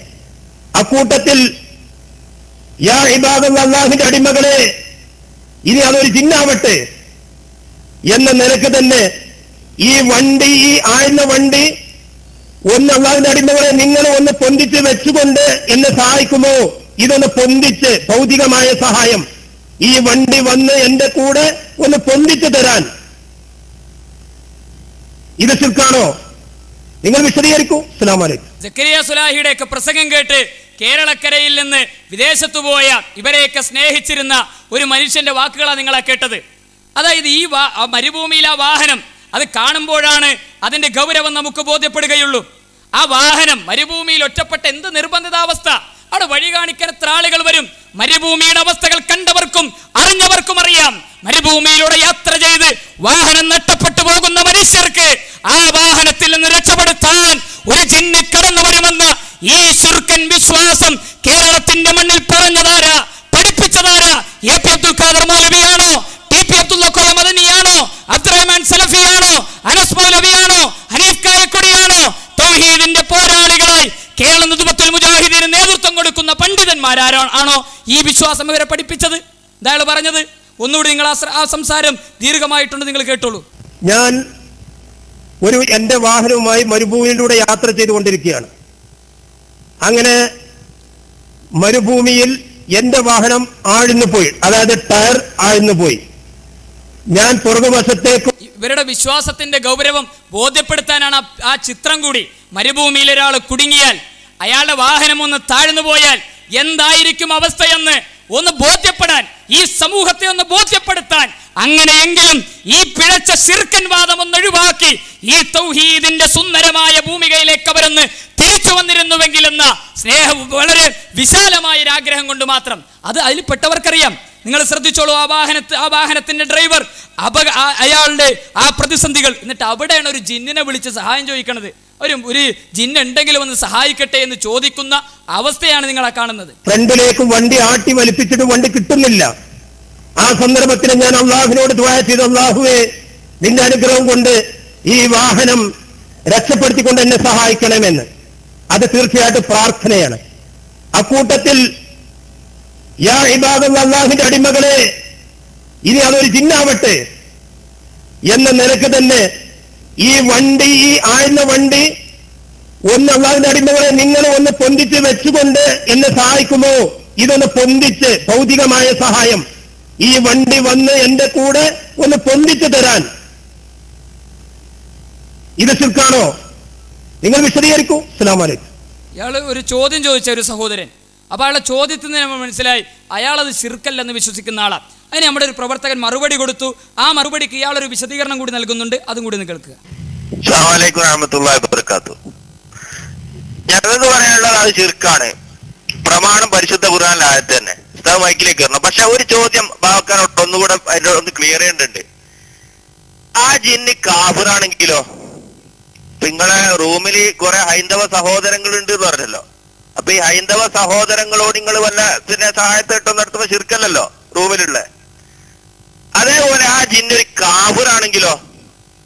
അതിന്റെ വിധി എന്താണ്? ശിർക്കാണോ ശിർക്കല്ലേ? ഒന്ന് ബാവക്കൊന്ന് മറുപടി പറയും. ഒരു കുട്ടിച്ചാത്തനോ അല്ലെങ്കിൽ ഇബീസോ ഏതെങ്കിലും ഒരു കാഫിർ ജിന്നിനെ നിങ്ങൾ വിളിച്ചാൽ ആ സമയത്ത് അവിടെ ഉള്ള മൈക്കെടുത്തിട്ട് ഒന്ന് പറയും, മറുപടി പറയും. എന്റെ ഉസ്താദുമാര് വിശദീകരിക്കാം. അസ്സലാമു അലൈക്കും.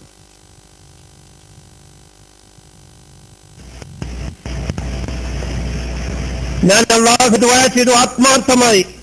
അതിനുശേഷം അള്ളാഹുവേ ഞാനൊരു മുവഹിദാണ്, യാ ഇബാദല്ലാഹ്, അള്ളാഹുവിന്റെ അടിമകളെ, അത് ജിന്നാവട്ടെ അതല്ലാത്ത മറ്റേതെങ്കിലും ഒരു അള്ളാഹുവിന്റെ ഒരു അടിമയാവട്ടെ, അഭൗതികമായ രീതിയിൽ ഇവിടെ വന്നുകൊണ്ട് ഈ വാഹനം പൊക്കിക്കൊണ്ട് എന്റെ കൂടെ ഒന്ന് എന്നെ സഹായിച്ചു തരണം എന്ന് ഞാൻ വിളിച്ചു പറഞ്ഞാൽ എന്റെ സംസാരം കേൾക്കുന്ന, പരിധിയിലുള്ള എന്റെ സംസാരം കേൾക്കുന്ന മുസ്ലിമായ മുവഹിദായ അല്ലാഹുവിന്റെ അടിമകളെ എന്ന് പറഞ്ഞാൽ അത് ശിർക്കാണോ? അതാണ് എന്റെ ഉദാഹരണം. അപ്പൊ ആ സഹോദരന്റെ ഉദാഹരണം, അള്ളാഹുവിനോട് പ്രാർത്ഥിച്ചു, അള്ളാഹിനോട് പ്രാർത്ഥിച്ചിട്ട് വാഹനം ശരിയാണില്ല. അപ്പൊ പിന്നെ എന്താ വഴി? അവിടെ ഒരു നല്ല എങ്ങനത്തെ ജിന്നിന്റെ ക്വാളിറ്റി ഒക്കെ ഉണ്ട്. എങ്ങനെ? അത് മുസ്ലിം ആകണം, അത് തൗഹീദുള്ള ജിന്നാകണം, അത് ഖാദിറാകണം, അത് ഹാദിറാകണം. എങ്ങനെ ഇതൊക്കെ മനസ്സിലാകുക? ഇതൊക്കെ സങ്കല്പല്ലേ കൂട്ടരെ? ഒരു സങ്കല്പത്തിലൊരു വിശ്വാസം, ഒരു അഖീദ കെട്ടിപ്പടുത്ത ഒരു സമൂഹം, ലോകത്ത് സങ്കല്പത്തിന്റെ അടിസ്ഥാനത്തിൽ തൗഹീദ് കെട്ടിപ്പടുത്ത ഒരു സമൂഹം. ജിന്നുണ്ടെങ്കിൽ, ജിന്ന് കാണുമെങ്കിൽ, ജിന്ന് കേൾക്കുമെങ്കിൽ, ജിന്നിന് കഴിവുണ്ടെങ്കിൽ, ജിന്ന് മുസ്ലിം ആണെങ്കിൽ, ഇസ്ലാമിൽ അങ്ങനെ ഒരു അഖീദ ഉണ്ടോ? സ്വർഗമുണ്ടെങ്കിൽ പടച്ചോൻ എന്നെ സ്വർഗത്തിൽ പ്രവേശിപ്പിച്ചോട്ടെ, നരകമുണ്ടെങ്കിൽ അള്ളാഹു എന്നെ നരകത്തിൽ രക്ഷപ്പെടുത്തിക്കോട്ടെ, ഖബർ ശിക്ഷയുണ്ടെങ്കിൽ അള്ളാഹു എന്നെ അതിന് കാക്കട്ടെ. ഇങ്ങനെയാണോ? അല്ല. സ്വർഗമുണ്ട്, പടച്ചോൻ എന്നെ സ്വർഗത്തിൽ പ്രവേശിപ്പിക്കണം. നരകമുണ്ട്, അതിൽ നിന്ന് എന്നെ കാത്തുരക്ഷിക്കണം. ഖബർ ശിക്ഷയുണ്ട്, പടച്ചോനെ എന്നെ രക്ഷിക്കണം. ഇത് ഈ ഇസ്ലാമിന്റെ അഖീദയാണ്, ഇസ്ലാമിന്റെ വിശ്വാസം. പക്ഷെ ഇപ്പൊ പുതിയ വാദമോ? ഒക്കെ സങ്കല്പ. ജിന്നുണ്ടെങ്കിൽ, ജിന്ന് കാണുമെങ്കിൽ, ജിന്ന് കേൾക്കുമെങ്കിൽ, ജിന്ന് അറിയുമെങ്കിൽ, ജിന്ന് മനസ്സിലാക്കുമെങ്കിൽ, ജിന്ന് തൗഹീദുള്ള ജിന്നാണെങ്കിൽ, മുസ്ലിം ആണെങ്കിൽ എന്ന് മാത്രല്ല. ഇപ്പൊ എവിടം വരെ എത്തി? വാദം പോയി ഇപ്പൊ ജിന്നിങ്ങനെ ചോറൊക്കെ കഴിക്കും, ഭക്ഷണമൊക്കെ കഴിക്കും. മുൻഗാമികളായ പണ്ഡിതന്മാരുടെ മുന്നിൽ ജിന്നുകൾ ഇങ്ങനെ വരുമായിരുന്നു. അവർ ജിന്നുകളുമായിട്ട് ഇങ്ങനെ സംസാരിക്കുമായിരുന്നു. ജിന്നിനോട് ഇങ്ങനെ ചോദിച്ചു, ജിന്നെ വിശക്കുന്നുണ്ടോ? അപ്പൊ ജിന്ന് പറഞ്ഞു വിശക്കുന്നുണ്ട്. എന്താ ജിന്നിന്റെ ഭക്ഷണം? എൻ്റെ ഭക്ഷണം അർസ്, അരിയാഹാരമാണ് എൻ്റെ ഭക്ഷണം, ജിന്നിന്റെ ഭക്ഷണം. അപ്പൊ ഇങ്ങനെ ഉരുളിങ്ങനെ പോകുന്നു, വായുവിൽ ഇങ്ങനെ അപ്രത്യക്ഷമാകുന്നു. അപ്പൊ ഇയാൾ ചോദിച്ചു, ജിന്ന് നിങ്ങളുടെ കൂട്ടത്തിൽ ഷിയാക്കളുണ്ടോ? അപ്പൊ ജിന്ന് പറഞ്ഞു, ഞങ്ങളുടെ കൂട്ടത്തിൽ ഷിയാക്കളുണ്ട്. ഷിയാക്കൾ റാഫിലിയാക്കളാണ്, ഭയങ്കര സാധനങ്ങൾ. ഇങ്ങനെ ജിന്നെന്ന് പറഞ്ഞാൽ നമ്മുടെ നാട്ടിലത്തെ ആളുകളെ പോലത്തെ ഇങ്ങനെ ആളുകളാണ്. നമ്മൾ ഇടപെടുന്ന പോലെ അവരോട് അരി വാങ്ങിക്കൊടുക്കുക, ഭക്ഷണം ഉണ്ടാക്കി കൊടുക്കുക, ബിരിയാണി ഉണ്ടാക്കി, ഇങ്ങനത്തെ ഒരു വർഗമായി ജിന്നുകളെ ഇവർ സംവിധാനിച്ചു കൊണ്ടുവരുന്നു. എന്തിനാണ്? ആകാശത്തിനും ഭൂമിക്കും ആവശ്യമില്ലാത്ത, ലോകത്തൊരു സമൂഹത്തിനും ആവശ്യമില്ലാത്ത ഒരു പിഴച്ചവാദം. ഇതാർക്കാണ് ഉപകാരം? കേരളത്തിലെ പൊതുരംഗത്ത് പ്രവർത്തിക്കുന്ന മുസ്ലിം ലീഗിന്റെ നേതാവും കേരള വിദ്യാഭ്യാസ മന്ത്രിയായി ദീർഘകാലം പ്രവർത്തിക്കുകയും ചെയ്ത ഇ.ടി. മുഹമ്മദ് ബഷീർ സാഹിബ് മാത്രമല്ല, ഒരുപാട് ആളുകൾ ആവർത്തിച്ച് ചോദിച്ചൊരു ചോദ്യം, എന്ത് കാര്യം? അള്ളാന്റെ ദുനിയാവിൽ എന്ത് കാര്യം ചെയ്താലും അതിനൊരു ലക്ഷ്യം വേണം. ഞാനിവിടെ പ്രസംഗിച്ച എൻ്റെ പ്രസംഗത്തിനൊരു ലക്ഷ്യം വേണം. ഇവിടെ നമ്മളൊരു യാത്ര പോയാൽ യാത്രക്കൊരു ലക്ഷ്യം വേണം. എവിടെങ്കിലും എന്തെങ്കിലും ഒരു കാര്യം ചെയ്താൽ അതിന് ലക്ഷ്യം വേണം. ഒരു ബിസിനസ്സിന് പണമിറക്കിയാൽ ലക്ഷ്യം വേണം. ഇങ്ങനെ എന്തിനൊരു ലക്ഷ്യം വേണം? ഇവിടെ ശിർക്കല്ല എന്ന് പറയുന്നവന്റെ ലക്ഷ്യം എന്താണ്? അതിന്റെ എയിം എന്താണ്? എന്തിനാണ് അവർ ശിർക്കല്ല എന്ന് പറയുന്നത്? ഇങ്ങനെ തേടിയാൽ ശിർക്കല്ല, അങ്ങനെ തേടിയാൽ ശിർക്കല്ല, ഇപ്പുറത്തുകൂടി തേടിയാൽ ശിർക്കല്ല എന്ന് പറയുന്നതിന്റെ ലോജിക്ക് എന്താണ്? ആ ലോജിക്ക് അന്വേഷിക്കുമ്പോഴാണ് ഇതിന്റെ പിന്നിലെ ഗൂഢമായ തന്ത്രങ്ങളെക്കുറിച്ച് നമ്മൾ അറിയേണ്ടത്. വലിയ ബോധപൂർവമായ തന്ത്രങ്ങളെക്കുറിച്ച് 2000 മടവൂരികൾ ഈ സമൂഹത്തിൽ ഇറക്കുമതി ചെയ്യുകയും അവരിൽ നിന്ന് അവർ ഗൂഢമായ പരിശ്രമത്തിലൂടെ ഇവരുടെ കൈകളിലേക്ക് നൽകുകയും ചെയ്ത ഒരു പുതിയ ഈ ഇസ്ലാമിക വിരുദ്ധമായ ചികിത്സാ സംവിധാനം. അത് പറയുമ്പോൾ റുഖിയ ശറയെ എതിർക്കുന്നവർ, റുഖിയ ശറയെ തകർക്കുന്നവർ, അതില്ലെന്ന് പറയുന്നവർ അല്ല.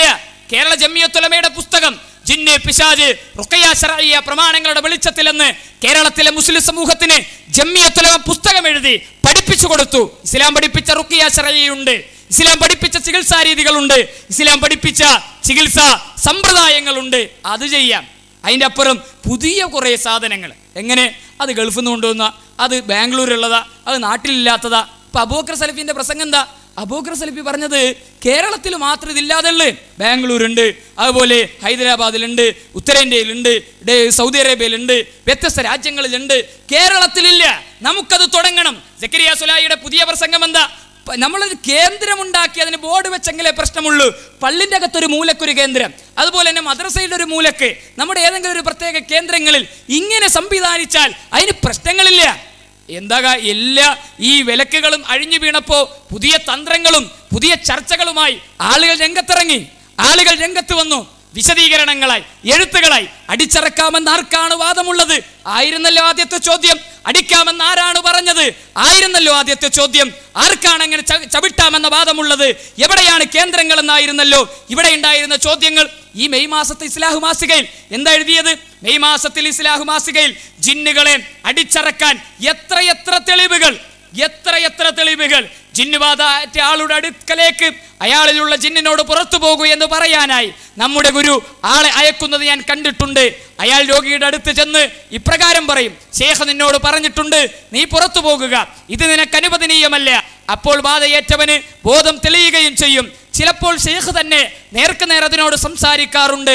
ചിലപ്പോൾ ശരീരത്തിൽ കയറിയ ജിന്ന് ധിക്കാരിയാണെങ്കിൽ അടിച്ചുകൊണ്ട് ശേഖ് അതിനെ പുറത്താക്കുകയും അപ്പോൾ രോഗി സുഖം പ്രാപിച്ച് ബോധം തെളിയുകയും ചെയ്യും. രോഗിയാവട്ടെ അടിയുടെ യാതൊരു വേദനയും അറിഞ്ഞിട്ടുണ്ടാവില്ല. ഞാനും മറ്റുള്ളവരും അദ്ദേഹത്തിൽ നിന്ന് ഇത് പലതവണ കണ്ടിട്ടുണ്ട്. ഇങ്ങനെ എത്രയെത്ര തെളിവുകൾ, ഇങ്ങനെ എത്രയെത്ര തെളിവുകൾ. പകൽ വെളിച്ചം പോലെ വ്യക്തമായ ഇസ്ലാമിന്റെ റുഖിയ ശറഇയ്യയെ എത്ര അപകർഷതയോടെയാണ് ഈ പുത്തൻവാദികൾ നോക്കിക്കാണുന്നത്. എന്താ എഴുതിയത്? എത്രയെത്ര തെളിവുകൾ. എന്തിന്? അടിക്കാനും ചവിട്ടാനും ചങ്കിൽ ചവിട്ടാനും തെളിവുകൾ ഉണ്ടാക്കി കാത്തിരിക്കുന്ന ആളുകൾ. എന്നിട്ട് പറയുന്നു, ആർക്കാണ് വാദമുള്ളത്? ആർക്കാണ് വാദമുള്ളത്? ഇതിന് സക്കരിയ സുലായി മറുപടി പറയണം. കേരളക്കരയിൽ ഈ വാദത്തിന് സാജിദ് തിരൂരങ്ങാടി അല്ല, ഈ എരഞ്ഞിക്കലേക്ക് ഞങ്ങൾക്ക് ആവശ്യം. ഇവിടെ വരട്ടെ സക്കരിയ സുലാഹിക്ക് ധൈര്യമുണ്ടെങ്കിൽ. ഇത് ധൈര്യം ഉണ്ടെന്ന് ആരോട് ചോദിച്ചിട്ട് എന്ത് കാര്യം? ഈ വിഷയം തുടങ്ങി അന്ന് ചോദിക്കാൻ തുടങ്ങിയതല്ലേ.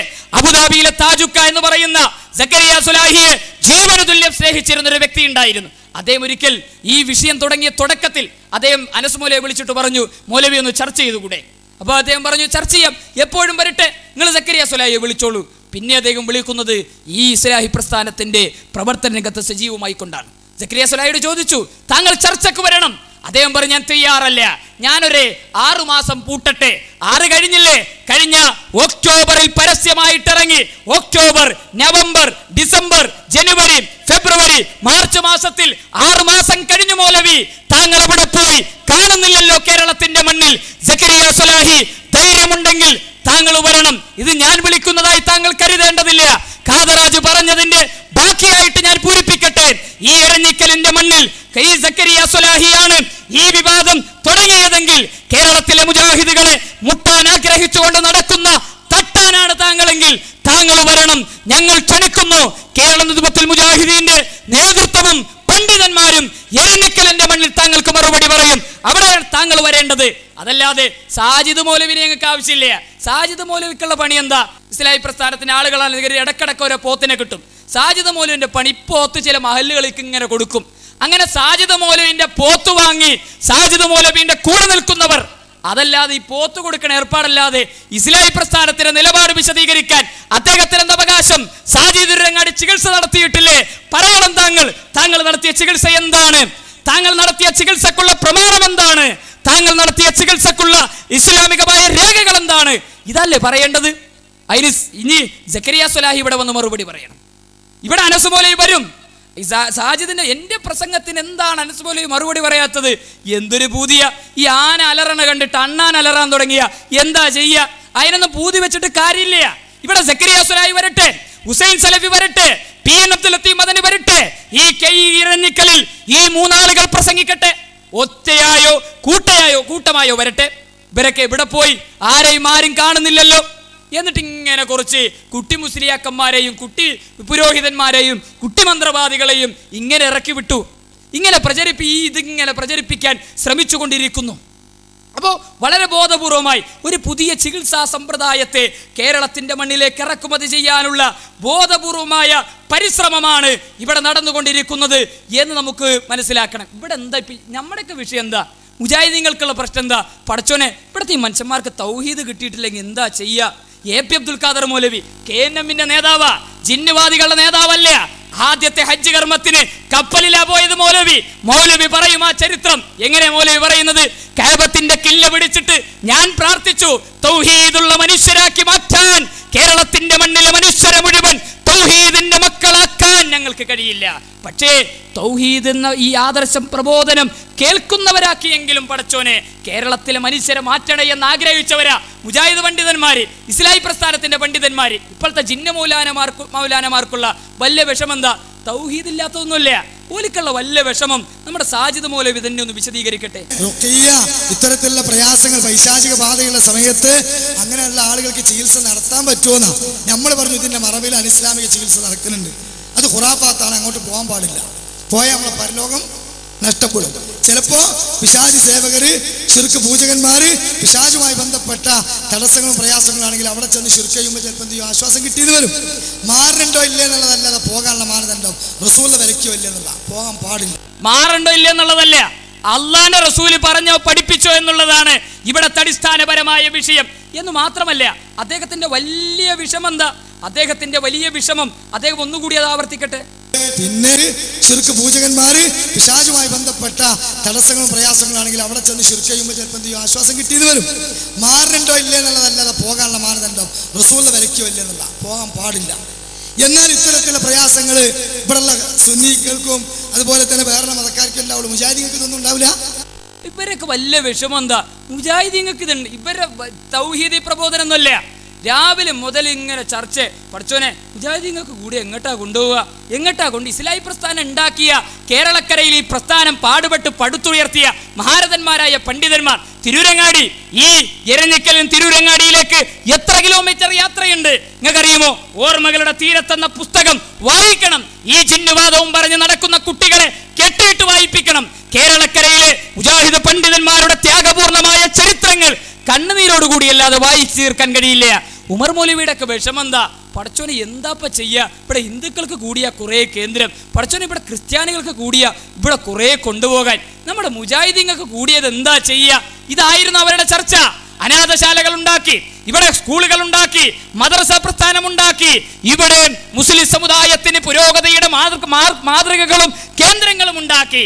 ജിന്നു കൂടിയപ്പോ എന്താ ചെയ്യുക? ഇതിന് ചർച്ച ചെയ്തിട്ടൊരു കേന്ദ്രം കെ മൗലവി തിരൂരങ്ങാടിയിൽ ഉണ്ടാക്കിയോ? അബുസബാ മൗലവി ഫറൂഖിൽ ഉണ്ടാക്കിയോ? പുളിക്കൽ ജമിയത്തുലമ ഉണ്ടാക്കിയോ? കേരളത്തിലെ മുജാഹിദ് പ്രസ്ഥാനത്തിന്റെ മഹല്ലുകളും ശാഖകളും മണ്ഡലങ്ങളും ജില്ലകളും സംസ്ഥാന സമിതിയും ഗവേഷണം നടത്തിയോ? മുജാഹിദുകൾക്ക് ഇത് കൂടി എന്താ ചെയ്യുക? ഇതാണോ നമ്മുടെ ചർച്ച? അടിസ്ഥാനം. എന്നിട്ട് ഇയാള് ഇതിന്റെ ബാക്കിയായിട്ട് പിന്നെ പറയുന്നത് എന്താണെന്നറിയോ? ഇത് അടിസ്ഥാനപരമായി ഇന്ന് ചർച്ച ചെയ്യേണ്ട ഏറ്റവും പ്രധാനപ്പെട്ട വിഷയമാണിത്. മടവൂരികൾക്ക് പാലം കെട്ടല. ഇയാൾക്കോ വേറെ മൗലവി പ്രസംഗിച്ചത് ഡോക്ടർ സുബൈർ ചെയ്ത ജിഹാദ് MM അക്ബർ ചെയ്ത ജിഹാദിനേക്കാളും വലിയ ജിഹാദാ. എന്താ കാര്യം? ഈ വിഷയം കേരളത്തിലെ ജനങ്ങളെ പഠിപ്പിക്കാൻ തുടങ്ങിയത് ഡോക്ടർ സുബൈർ ആണല്ലോ. MM അക്ബർ ചെയ്ത ജിഹാദിനേക്കാളും വലിയ ജിഹാദാ ഡോക്ടർ സുബൈർ നടത്തിയത്. ഇതാരാ പ്രസംഗിക്കുന്നത്? ഈ ജിന്നുവാദികൾ പ്രസംഗിച്ചു കൊണ്ടിരിക്കുന്നു. ഇവർക്ക് എന്താണ് പറ്റിപ്പോയത്? ഇവരുടെ വിശ്വാസത്തിന് എന്താ പറ്റിയത്? ഇവരുടെ കർമ്മങ്ങൾക്ക് എന്താണ് പറ്റിയത്? ഇസ്ലാം പഠിപ്പിച്ചതിനെ മുജാഹിദ് പ്രസ്ഥാനം തള്ളിക്കളഞ്ഞിട്ടില്ല. ഇസ്ലാം വിരോധിച്ചതിനെ. എന്നിട്ടോ ഇവിടെ വലിയ വിവാദം എന്തായിരുന്നു? സക്കരിയ സ്വലാഹി ഒരു മന്ത്രവാദിയുടെ അടുക്കലേക്ക് ആളെ പറഞ്ഞയച്ചു. ആളെ പറഞ്ഞയച്ചു. അത് മുജാഹിദ് പ്രസ്ഥാനം ചോദിച്ചു, എന്താണ് മുജാഹിദ് പ്രസ്ഥാനവുമായി ബന്ധമില്ലാത്ത, മുജാഹിദ് പ്രസ്ഥാനത്തിന്റെ നേതൃത്വത്തെ ശക്തമായി എതിർക്കുന്ന, പണ്ഡിതന്മാരെ എതിർക്കുന്ന ഒരാളുടെ സമീപത്തേക്ക് എന്തിനാണ് നിങ്ങൾ ആളെ പറഞ്ഞയച്ചത്? സാജിദ് പോലെ രസകരമായൊരു മറുപടി പറയുന്നുണ്ട്. രഹസ്യമായിട്ട് ഒരാൾക്കുണ്ടായൊരു ബാധയെ രഹസ്യമായി ഇസ്ലാം പഠിപ്പിച്ച രൂപത്തിൽ ചികിത്സിച്ചു. ഇസ്ലാം പഠിപ്പിച്ച ഒരു കാര്യം രഹസ്യമായിട്ട് എന്തിനാ നിങ്ങൾ ചെയ്യണത്? പരസ്യമായിട്ട് ചെയ്താൽ പോരെ. അതിന് ഇങ്ങനെ നിങ്ങൾ വഷളാക്കാൻ പറ്റുമോ? ഇസ്ലാം എന്ത് ഇസ്ലാമികമാണ്? ഈ ഇസ്ലാമികമായ റുഖിയ ശർഈയാണ് ഇഫ്സർ റഹ്മാൻ ചെയ്യണത്. തൊള്ള തുറന്ന ആ ഇഫ്സർ റഹ്മാന്റെ സൈറ്റ് മുഴുവൻ പരിശോധിച്ചു.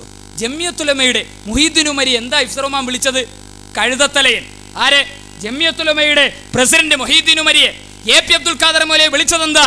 കഴുതത്തലയന്മാർ നേതൃത്വം കൊടുക്കുന്ന ജമിയത്തുൽ ഉലമ, കേരള നദുബത്തുൽ മുജാഹിദീന്റെ നേതൃത്വങ്ങൾ കഴുതകളാണ്. ഈ മുജാഹിദ് പ്രവർത്തകർ മുഴുവൻ കഴുതകളാണെന്ന് വായെടുത്ത ഇങ്ങനത്തെ പ്രയോഗങ്ങൾ മാത്രം നടത്തുന്ന വലിയ നല്ല സ്വാലിഹായ ചികിത്സ നടത്തുന്ന സാജിദ് ഇരങ്ങാടിന്റെ ഉസ്താദ് ഈ ഇഫ്സർ റഹ്മാന്റെ അടുക്കലേക്ക് ആളുകളെ പറഞ്ഞിട്ട് ന്യായീകരിക്കണം. എന്താ? റുക്കിയന്റെ കാര്യത്തിൽ അഭിപ്രായ വ്യത്യാസം ഉണ്ടെങ്കിൽ അതിനെന്തിനാ നമ്മളിങ്ങനെ ഈ ആക്ഷേപിക്കാൻ പോകുന്നത്?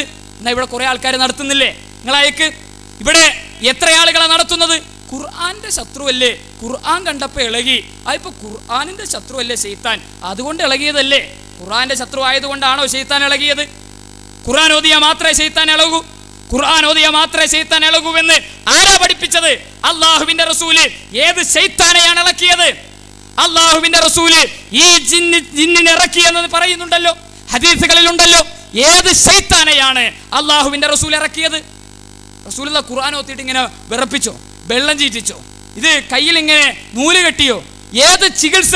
സൂറത്തുൽ കഹ്ഫിന്റെയും സൂറത്തുൽ മറിയമിന്റെയും സീലിട്ട് കൊടുക്കാൻ ഏത് പ്രവാചകൻ പഠിപ്പിച്ചു?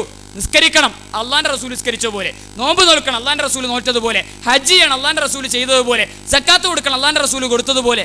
റുഖിയ ശർഈ ഓരോരുത്തരും തോന്നിയതുപോലെ. അതിൽ അഭിപ്രായ വ്യത്യാസം നമ്മൾ എതിർക്കണത് എന്തിനാ? ഇത് ഖുർആൻ ഓതിയിട്ട് മാത്രമാണോ ജിന്നിനെയും ശൈത്താനെയും ഇളക്കുന്നത്? അല്ല. ഇവിടത്തെ വേറെ കേരളത്തിലെ ആളുകൾ ഇളക്കുന്നത് കുരിശ് കാട്ടി ഇളക്കുന്നത് സാത്താൻ വിട്ടുപോകട്ടെ എന്ന് പ്രാർത്ഥിക്കുന്നു. യേശുവിന്റെ നാമത്തിൽ വിട്ടുപോടാ സാത്താനെ, നീ ഇപ്പോൾ യേശുവിന്റെ നാമത്തിൽ വിട്ടുപോടാ. യേശുവിന്റെ നാമത്തിൽ സാത്താൻ ഇപ്പോൾ വിട്ടുപോകട്ടെ എന്ന് പ്രാർത്ഥിക്കുന്നു. യേശുവിന്റെ നാമത്തിൽ സാത്താൻ ഇപ്പോൾ വിട്ടുപോകട്ടെ എന്ന് പ്രാർത്ഥിക്കുന്നു. Hallelujah, hallelujah. യേശുവേ നന്ദി കർത്താവേ, നന്ദി, നന്ദി. യേശുവിന്റെ നാമത്തിൽ സാത്താൻ ഇപ്പോൾ വിട്ടുപോകട്ടെ. ഹല്ലേലൂയ. എല്ലാവരും പ്രാർത്ഥിച്ചോ. പിശാച് ഇപ്പൊ തന്നെ വിട്ടുപോകുന്നു. യേശുവിന്റെ നാമത്തിൽ സകല അറുകൊലകളും വിട്ടുപോകും. യേശുവിന്റെ നാമത്തിൽ, യേശുവിന്റെ നാമത്തിൽ. Hallelujah, hallelujah, hallelujah. സകല പിശാചുക്കളും വിട്ടുപോകും. ഹല്ലേലൂയ. യേശു വലിയവൻ, യേശു വലിയവൻ, യേശു വലിയവൻ. യേശുവിന്റെ നാമത്തിൽ. ഹല്ലേലൂയ. സാത്താന്മാരെ നീ വിട്ടുപോ, പിശാചെ നീ വിട്ടുപോ. യേശുവിന്റെ നാമത്തിൽ കൽപ്പിക്കുന്നു. പിശാചെ നീ വിട്ടുപോ, പിശാചെ നീ വിട്ടുപോ, പിശാചെ നീ വിട്ടുപോ. യേശുവിന്റെ നാമം, യേശുവിന്റെ നാമം, യേശു, യേശു. ഇത് ഇവിടത്തെ നാട്ടിലെ ക്രൈസ്തവ ഈ പോട്ടകളിലും അതുപോലെ കേന്ദ്രങ്ങളിലും കുരിശ് കാട്ടി ഈ ജിന്നിനെയും സാത്താന്മാരെയും ഇറക്കുന്നവർ, അവരെ കുരിശ് കണ്ടിറങ്ങുന്ന ഏത് ജിന്ന? അപ്പൊ കുരിശ് കണ്ടിട്ട് ജിന്നിറങ്ങുന്നുണ്ട്, അതുകൊണ്ട് നമ്മൾ ഞങ്ങട്ട് പോയിക്കോട്ടെ. എന്തിനാ ഇപ്പൊ ഇതിൽ വലിയ അഭിപ്രായ വ്യത്യാസം ഉണ്ടാക്കേണ്ട കാര്യം? റുക്കിയന്റെ കാര്യത്തിൽ ഒരു ചെറിയ അഭിപ്രായ വ്യത്യാസം എന്തിനാ? ഖുർആൻ ഇങ്ങനെ ഇളക്കലും ഇങ്ങനത്തെയുള്ള തട്ടിപ്പ് പരിപാടികളും നാട്ടിലെമ്പാടും നടക്കുന്നുണ്ട്. അതെല്ലാം ഇസ്ലാഹി പ്രസ്ഥാനത്തിന്റെ അക്കൗണ്ടുകളിലേക്കും ലേബലിലേക്കും കൊണ്ടുവരാനുള്ള പരിശ്രമത്തെയാണ് മുജാഹിദുകൾ എതിർക്കുന്നത്. ഇവിടെ മറുപടി പറയണം. ഖുർആനോദി കൊടുക്കുന്നതിന് ഖുർആനോദി എന്തിനാ മുജാഹിദുകൾ എതിർക്കുന്നത്? എന്നാൽ ഇവിടെ നമ്മുടെ ഗഫാർ മൗലവി ചെയ്യണ കുറെ പണിയുണ്ട്. ഗഫാർ മൗലവിനോട് ഒരിക്കൽ ചോദിച്ചു, ഇത് ഉസ്താദെ ഈ മൂലക്കുരുവിന് ഉണ്ടായ എന്തെങ്കിലും റുഖിയ ശർഈ ഉണ്ടോ? അപ്പൊ എന്താ ഗഫാർ ഉസ്താദിന്റെ മറുപടി? നിങ്ങളൊന്ന് കേട്ടോളൂ. സക്കരിയ സ്വലായിക്കിനെ എതിർക്കാൻ പറ്റുമെന്ന് നിങ്ങളെന്ന്. എന്റെ ഭർത്താവ് മൂലക്കുരു എന്ന രോഗം കൊണ്ട് കഷ്ടപ്പെടുകയാണ്. ഇതിന് ഖുർആനിൽ എന്തെങ്കിലും പ്രതിവിധിയുണ്ടോ? സുബഹി നമസ്കാരം. അപ്പൊ മൂലക്കുരുവിന്റെ റുഖിയ ശർഈയാണ് ഉപരി ചോദിച്ച്. ആ മൂലക്കുരുവിന്റെ റുഖിയ ശർഈ ആര്? ഗഫാർ മൗലവി പറയുന്നു. നമ്മുടെ മൗലവിമാര് സൂറത്ത് കഹ്ഫിന്റെ സൂറത്ത് മറിയമാ കേൾപ്പിച്ചു കൊടുത്ത്. ഗഫാർ മൗലവി മൂലക്കുരുവിന്റെ റുഖിയ ശർഈ മുപ്പര് പഠിപ്പിക്കുന്നത്. സുന്നത്തിൽ ആദ്യത്തെ റക്അത്തിൽ ഫാത്തിഹയ്ക്ക് ശേഷം അലം നശ്റഹ് എന്ന സൂറത്തും ഖുൽ യാ അയ്യുഹൽ കാഫിറൂന എന്ന സൂറത്തും ഓതുക.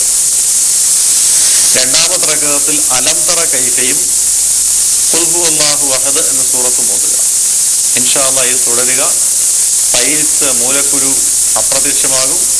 ഓപ്പറേഷൻ പോലും വേണ്ടി വരുന്ന രോഗികൾക്ക് ഇല്ലാതെ സുഖപ്പെടാൻ ഇത് ധാരാളം മതിയാണ്. ഇത് തെറ്റാണെന്ന് പറയാൻ കഴിയുമോ? ജിന്നുവാദികളെ, നിങ്ങൾക്ക് ജിന്നു കൂടി ബാറിയേറ്റവന് സൂറത്ത് മറിയമിന്റെയും സൂറത്ത് കൗഫിന്റെയും CD ഇട്ട് കൊടുത്ത് കാസറ്റ് കേൾപ്പിച്ചത് എതിർത്തതിനെ മുജാഹിദുകളെ വിമർശിക്കുന്നുണ്ടെങ്കിൽ ഈ ചികിത്സ നടത്തുന്ന ഗഫാർ മൗലവിയെ എതിർക്കാൻ കഴിയുമോ? സക്കരിയ സ്വലാഹി മറുപടി പറയണം, എരഞ്ഞിക്കലിന്റെ മണ്ണിൽ മറുപടി പറയണം. നിങ്ങൾ പറയട്ടെ, ഇവിടെ ഒന്ന് പറ. നിങ്ങൾ എന്താ പറഞ്ഞത്? മൂലക്കുരു ഉണ്ടായ സുബൈന്റെ സുന്നത്തും തെറ്റിച്ചാൽ മതി. ആദ്യത്തെ റക്കത്തിൽ അലം നസ്ർ അവര് സമാശ്വസിപ്പിച്ചാണ്. മൂലക്കുരുണ്ടെങ്കിൽ പറയാം അലൻ നസ്റിലൊക്കെ ഒരു ഹൃദയത്തിന് ഇങ്ങനെ വിശാലതയൊക്കെ തന്നില്ലേ, വേഗം പോ, മാന്യമായിട്ടാ പറഞ്ഞേ. അപ്പൊ അനുസരിച്ചില്ല. അപ്പൊ രണ്ടാമത്തെ റക്കത്തിൽ സ്ട്രോങ് കൂട്ടി. അലം തറ കൈഫ ഫഅല റബ്ബുക ബിഅസ്ഹാബിൽ ഫീൽ, ആനപ്പടയെ നിന്റെ നാഥൻ കാണിച്ചത് എന്താണെന്ന് നിനക്കറിയുമോ പൈൽസേ? അല്ലേ? മാത്രല്ല ഇതിന് അബാബിൽ പക്ഷികളിട്ട് ഭീഷണിയായി. ഇങ്ങനെ ഇത് ഈ അലന്തര കൈഫയും ഈ സൂറത്തുൽ ഫീലും അതുപോലെ അലൻ നസ്റിലൊക്കെ സുദറക്കയുമൊക്കെ ഓതിക്കൊടുത്ത അതോതാൻ പറഞ്ഞ ഗഫാർ മൗലവിയുടെ പ്രവർത്തനത്തെ ജിന്നുവാദികളെ നിങ്ങൾക്ക് എതിർക്കാൻ എന്ത് അവകാശമാണുള്ളത്? ഇത് ഇസ്ലാമല്ല. മുജാഹിദ് പ്രസ്ഥാനം ഇതിന് 1-ാം തീയതി മുതൽ പറഞ്ഞതാ. ഒരുപാട് തട്ടിപ്പുകൾ ഇതിന്റെ പേരിൽ കേരളക്കരയിലേക്ക് കടന്നു വന്നിട്ടുണ്ട്. ഒരുപാട് തട്ടിപ്പുകൾ ഇതിന്റെ പേരിൽ കേരളത്തിന്റെ മണ്ണിലേക്ക് കടന്നു വന്നിട്ടുണ്ട്. അവിടെ സഹോദരങ്ങളെ, സമയം ഒരുപാട് വൈകി. ഞാൻ എൻ്റെ സംസാരം അവസാനിപ്പിക്കുകയാണ്. ഇത്തരം ചർച്ചകളിലൂടെ ഇത്തരം ആവശ്യം ഒരു മുജാഹിദ് പ്രസ്ഥാനത്തിന്റെ ചരിത്രത്തിൽ ഈ പ്രസ്ഥാനത്തെ തകർക്കാൻ ഇറങ്ങിയ ആളുകൾ, എന്നിട്ടോ ആക്ഷേപങ്ങളും ആരോപണങ്ങളും ഒക്കെ മാത്രം എന്ത് ചെയ്താൽ. ഇപ്പോൾ ഇന്നലെ ഇവിടെ